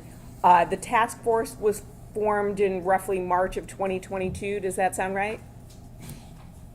It does. And then Michigan State Police took over the case on August 9th, 2022. Does that sound about right? That sounds accurate. Did you do any work on the case after that time? So once Michigan State Police take over, are you still involved at some level? If a phone tip would come in, again, being the original agency, I would forward that to the state police. But as far as any active looking into it, no, the state police was adequate to handle it. Were they communicating with you at all about the status of the case, or no, once they took over, you were out of the loop a little bit? Not particularly. If they had a question, they'd ask me. But other than that, no. When the task force was going on, it was Lenawee County Sheriff's Department, Michigan State Police, and then the FBI? Correct. Thank you. Now, when you were working on the case, it sounds like you spoke with Mr. Warner numerous times. I did. And he had another attorney, not anyone sitting at this table. He would let you speak with Mr. Warner even when he was not present, correct? Correct. And Mr. Warner would chat with you in person? And on the phone, correct. And on the phone, correct? Correct. Now, he also gave you full access to his daughter, Lena, too, right? Correct. So even when he wasn't present, You would chat with her, I think at least on one occasion you went to school and had lunch with her, correct? Correct. He didn't try to prevent that access at all? No, he kind of more offered it, so.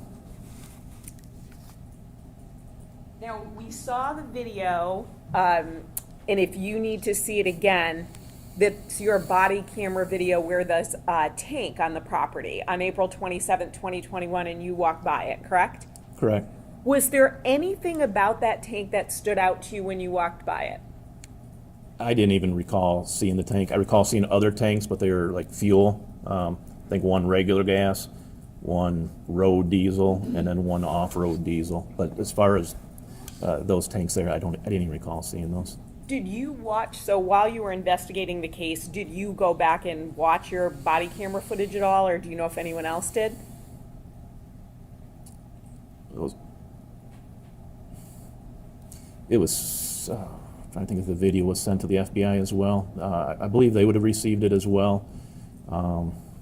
I watched some body camera. I don't recall watching that section right there.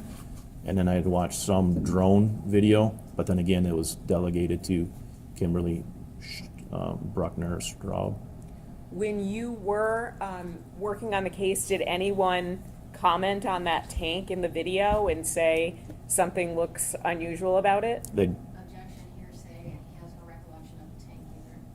He certainly has a recollection of his time being involved in the case from April 2021 to August of 2022. And while he might not have remembered seeing the tank, we can ask if he remembers someone talking to him about the tank.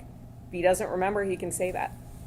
Okay, but your statement, your question asked for whether someone made a statement, and so that would be hearsay. So I'm not asking what the particular statement is, but I can rephrase if the court. That was built into your question. Okay. The particular statement was built into your question. Okay, I'll rephrase. See, Okay. did anyone, while you were investigating or involved in the case, ask you any questions about that tank? they did not. Now, did anyone, while you were working on the case, ever discuss a welding theory with you? No. Do you have any experience working on a farm I do. or living on a farm? I do. And what is that? Living on a farm, working on a farm. Okay. Grew up on one, so probably second grade, moved to a farm. And crops were your standard crops, corn, soybeans, wheat. And then we had a fair amount of the hay field. Did you ever work with anhydrous ammonia? I was younger, so in a sense, yes. My father would do it and drive tractor or whatever, but Were you familiar with the fact that anhydrous ammonia was on the Munger property? yes, How did that impact the investigation, if it did at all? it did not. Are you familiar with any hazards from anhydrous ammonia? I am. And what are those? It's from both farming and my. Unless he can lay a foundation for his testimony. I'll continue on and ask him, but, so what is your familiarity with anhydrous ammonia? Two different means. One is through farming, and then the second is through the narcotics division. It was a substance that was precursor for making methamphetamine. So how much, in terms of, so how long did you work in narcotics? 3 years. 30 years? Okay. Three. Oh, 3 years. Okay, so 3 years. Did you get training in anhydrous ammonia? In the manufacture of meth, which, yes, but as far as training in anhydrous on that aspect, no, just that it was a precursor for making it, and then the safety factors with it, but that also goes along with the farming itself, the knowledge of that. So when you were in narcotics and you said sort of the training or the safety, were you told things to avoid or precautions to take? Yes. And what about with farming? So you said you grew up essentially from second grade. Did that stop at age 18 or did it continue on when you lived on a farm? Probably to about, I think we started renting our property out, I believe. I'm not sure when it stopped, probably around 20 years old, and that's just an approximation. So roughly from second grade to when you were 20 years old, and then the 3 years in narcotics. Correct. Your Honor, I believe that's a sufficient foundation to ask Detective Greca what precautions, if any, he's aware of with anhydrous ammonia. Any objection at this point, Ms. Wise? No objection. Thank you. Detective Greca, what precautions, if any, are you aware of when dealing with anhydrous ammonia? The tanks themselves will have what I probably call a PPE, personal protection equipment, kind of a square box on it, possibly as well as with water in it to rinse off in the event there's a hazard. Approaching it downwind, if there is a leak, it's extremely toxic, poisonous. You'll know instantly, just takes your breath right out of you. Does it have a smell? Very strong. Very strong? And if you get it on your skin, are you supposed to put that water on to try to wash it off? Correct. What happens if you get it on your skin? I don't know. Okay, but it sounds like it hasn't happened to you. No, my lungs have been burned by going through it, but as far as on my skin, no.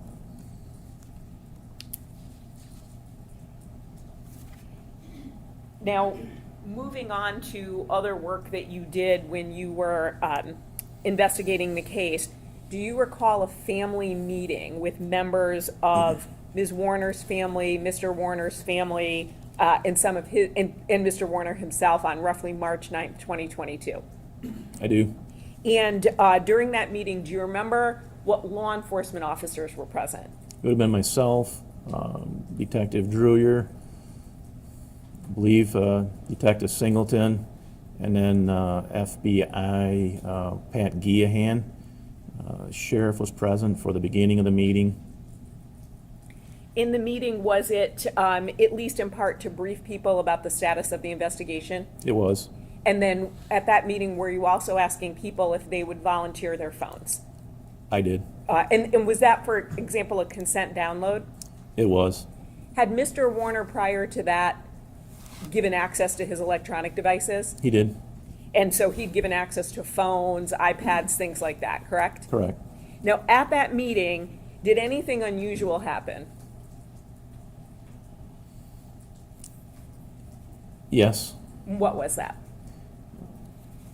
Greg Hardy and I'll say Little Billy and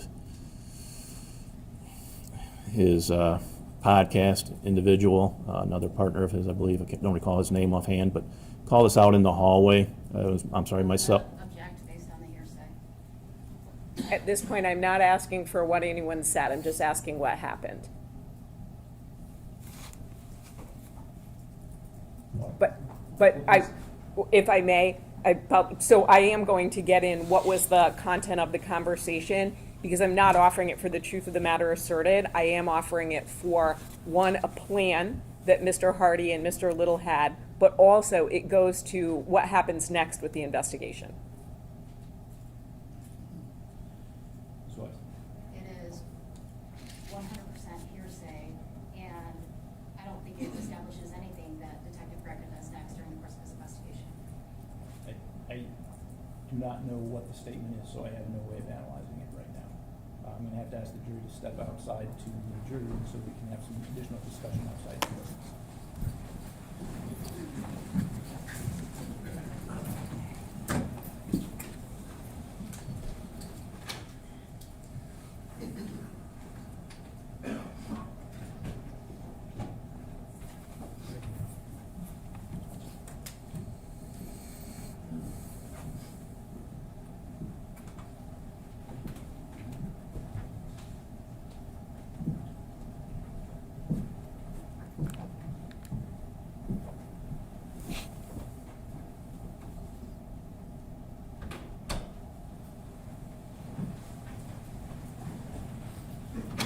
So what are the statements that we are talking about? My understanding of what occurs is Mr. Hardy and Mr. Little want the detectives to pretend that Mr. Hardy is providing his telephone to be downloaded, but they don't really want them to download it. In part because, at least from my understanding, is he's communicating with an FBI agent about the case. So I did not follow all of that. Can you Okay. say that once more? Sure. So the meeting is there in part to ask people for a consent download of their device. Mr. Little and Mr. Hardy ask, I believe it's Detective Greca and Detective Dreyer, to step out into the hallway. They want them to pretend that Mr. Hardy's going to turn over his phone. They want them to pretend that they are actually downloading the phone and then give it back to Mr. Hardy. But in reality, Mr. Hardy is not consenting to the download of his phone. It goes to the effect on the listener, it goes to credibility, and what happens next with Detective Greca. All right, Ms. White? What effect did it have on the listener in the case? I mean, how did it affect what he did? And I don't see how it's relevant to whether or not Mr. Warner killed his wife. It's relevant to who's being investigated and what steps were or were not taken, who was or was not a suspect. Also, a command is not hearsay. Pretend to take the phone, but don't really download it, but pretend that you did download it.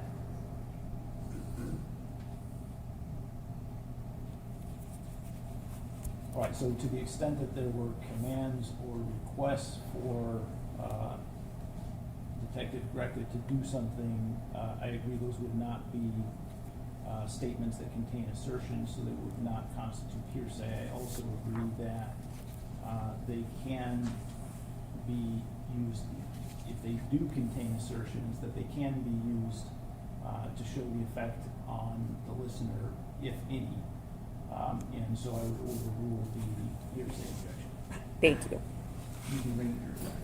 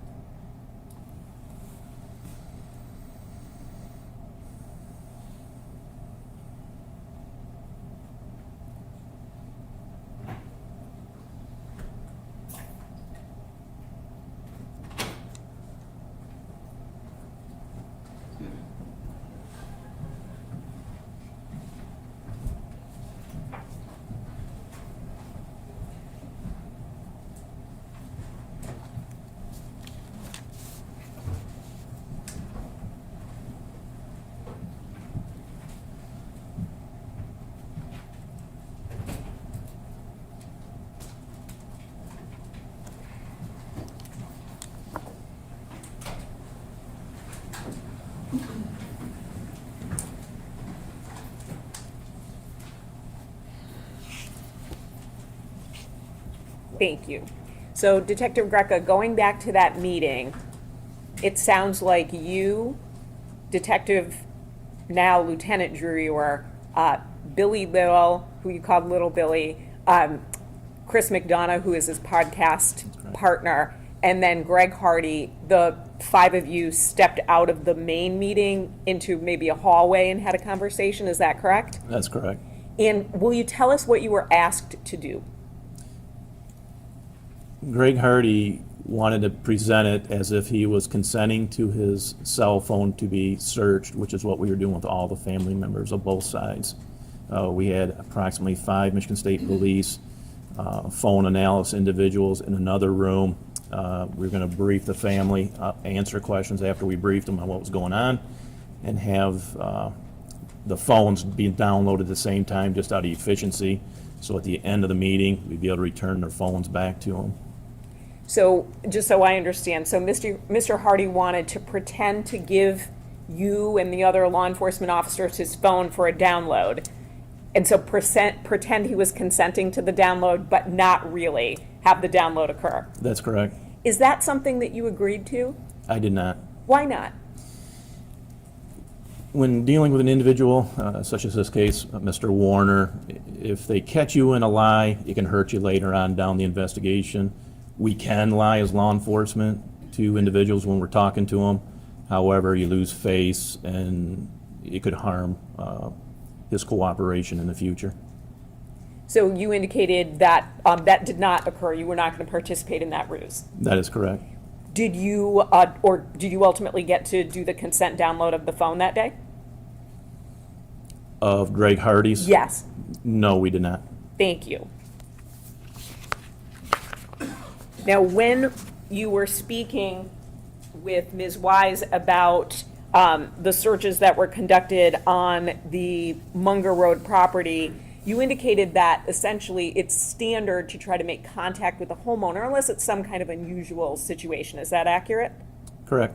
And so when you were on the property for the search warrant on April 27th, you already had officers there. We could see it in the background, but you were calling Mr. Warner to alert him that police were on the property. Correct. And that sounds like that's standard for what you would do. Yes. You also indicated that there's a strategic reason to ask for consent to search. So that way, if there's a problem with the search warrant, almost belt and suspenders. You've got the search warrant, but someone also consented to the search. Is that fair? Correct, as well as if you found something that was not listed in the search warrant, you could seize it as well. So that sort of rapport building or communication has a valid law enforcement purpose? It does. And so when you were communicating with Mr. Warner, you said you tried to be as candid as possible.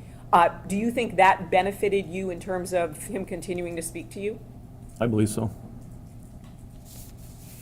Now, I want to wrap up. To be clear, you received a subpoena to testify here today. I did. Did you want to testify in this trial? Yes and no. Okay, so explain that to us. The yes part, just for the truth to be able to come out. And what's the no part? I'm retired. $1.50 an hour, I believe, is what I get paid to testify today. When did you retire? August 20th of 2024. August 20th of 2024. Was that something that you had planned? It sounds like you'd been working for 30 plus years, or was that a bit of a surprise? No, it was pre-planned. Our retirement's based on our best consecutive 4 years. That weekend was a race weekend, MIS. We make 4 days of overtime on that. It's big money, so it was pre-planned. Now, once you retired, did you do any work at all on this case? Any sort of monitoring of it at all? No. I asked you a compound question, so I'll break it down. Did you do any sort of work on the case? I recall one thing. And what was that? There was a lady that was writing me. Her name was Ruth Nortley. She just kept on writing me letters, kind of a pen pal type thing, but she was vested in it. She knew the family quite well. She was an older lady, farmer. She would also, when she would write me a letter, which was at least once a week, she would send me a letter that she had written to Dale Warner as well in a self-addressed envelope, so I could read that, and then she wanted me to forward it to Mr. Warner. So did you continue to communicate with Ms. Nortley just because she was writing to you? Yes, somewhat. But after the investigation, no. But then there was an incident that I wanted to get in writing from her that I felt was important before she passed. She was on hospice. Did you ever get that incident in writing from I did her? not. I did not. She had passed. Who did the incident involve?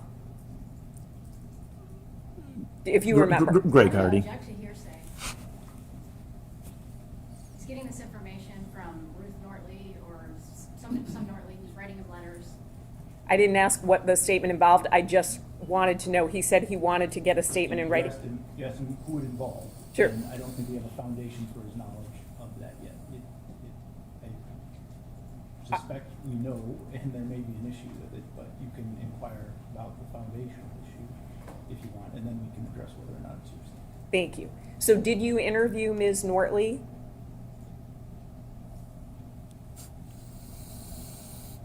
I spoke to her. And without getting into what she said, did she share information about various people? She did. And who were those people? It was Dale Warner, Greg Hardy were the primary ones. Angelina. and you wanted to get a statement from her about something that she had shared, again, without getting into the statement. That's correct. Of those 3 people, who was it about? Greg Hardy. Now, despite the fact that you're retired, living your life, you said getting a $1.50 an hour is or is that it, I think, as a witness, potentially? Correct. You got the subpoena and you're here in court testifying, correct? I am. And I know you had to have your memory refreshed a bit. When's the last time, I mean, you had access to your reports and body camera? Is that when you retired? Prior to my retirement. Prior to your retirement. So since you retired, it's not like you take your body cameras, your reports and things with you and study them at home? That's correct. Okay, and then you retired, probably what, about a year and a half ago? Or even over that? So you said August of 2024? Correct. I have no additional questions. Thank you, sir.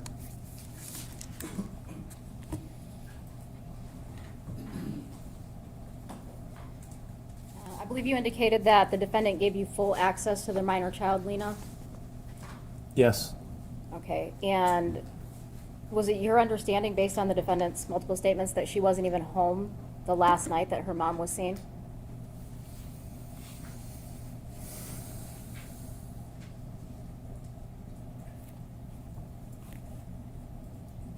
From him? Correct.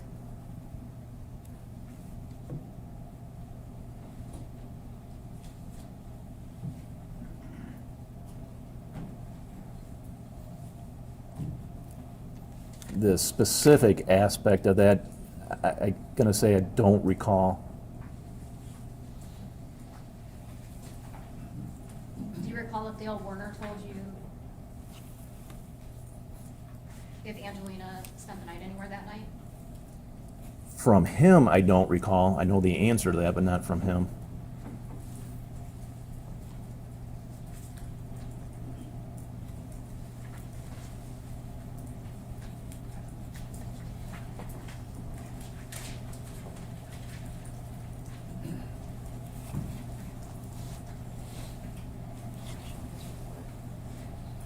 What's the date of the date?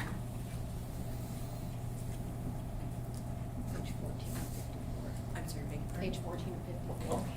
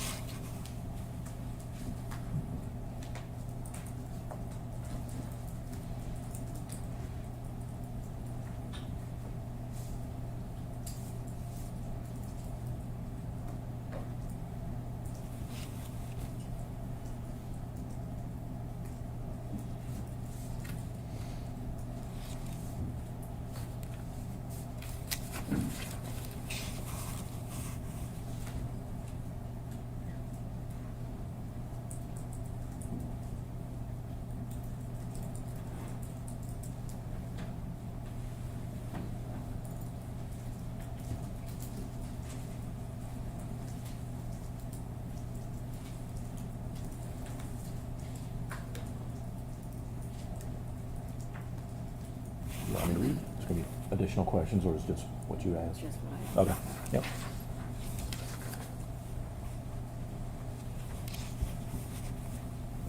Did Dale Warner tell you that Angelina was not even home the last night her mom was seen alive? She was home but leaving. So she was not there that night?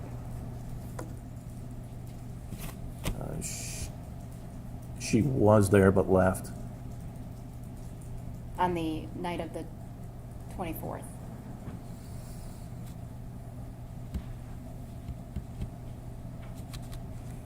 I'm sorry, can I see that again?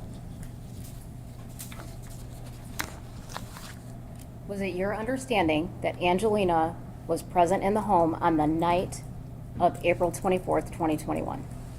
She had been present during the evening part, approximately 7 or 9 p.m., and then left with Amy Alexander. For the night? Correct. Okay.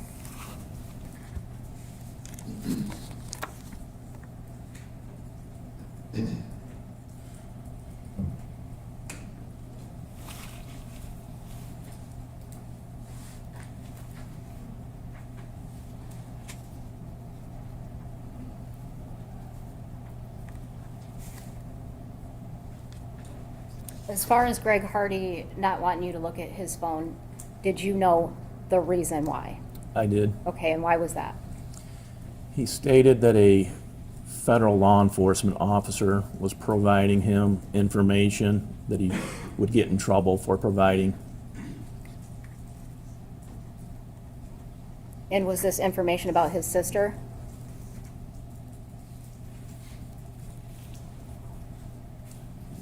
That's what I took it as. Okay. Thank you. Nothing further. Detective Greca, was it your understanding that Angelina, while she wasn't home that night, she lived in the house with Mr. and Ms. Warner, correct? That's correct. And was it also your understanding she would at least witness them interact? She would know what she observed of their relationship? Correct. And as it relates to Mr. Hardy indicating that a federal law enforcement officer was giving him information, what would be the problem with that from a law enforcement perspective, providing detailed information to a family member? There was several. The information wasn't coming to not myself, law enforcement. It was going to a family member, and it appeared to be confidential information obtained, say, through illegal means. And can that impede the investigation? It can. I have no additional questions. Thank you. Nothing further. We have several questions from the jurors we'd like to approach and we can review it.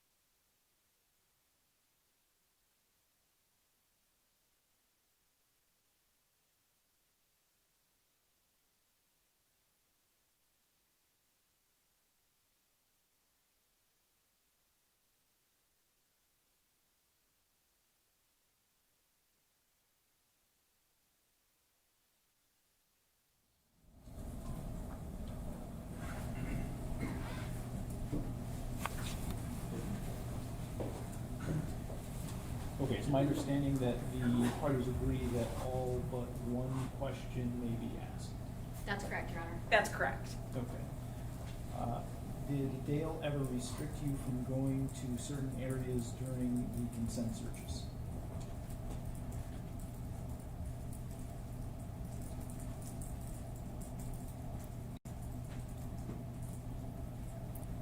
The only restriction was the revoking of the consent search at one point, and then we came back with the search warrant. Other than that, nothing was off limits.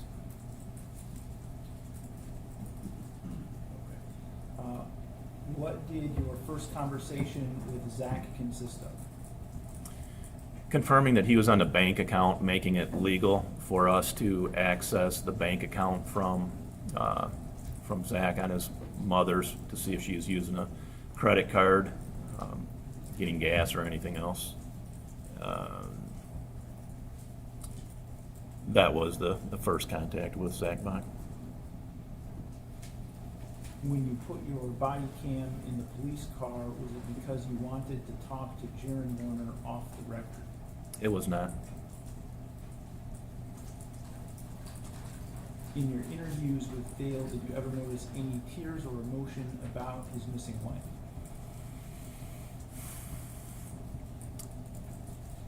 Tears, no. Emotion, yes. All right, Ms. Wise, do you have any follow-up questions you want to ask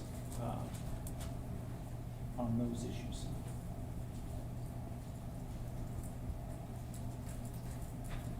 No, Nothing, thank you. Okay. And may we excuse Detective Greca from his being at this point? Yes. Yes, Your Honor. Okay, thanks for your effort.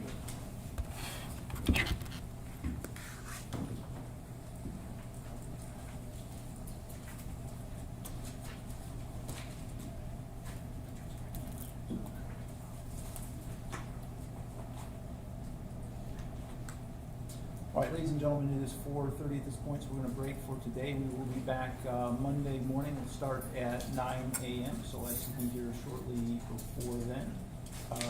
Until then, during the trial, do not read, listen to, or watch any news reports about the case.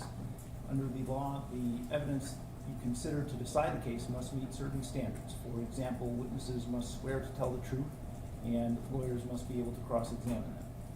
Because news reports do not have to meet these standards, they could give you incorrect or misleading information that unfairly favors one side. So to be fair to both sides, you must follow this instruction. Thank you, and have a nice weekend.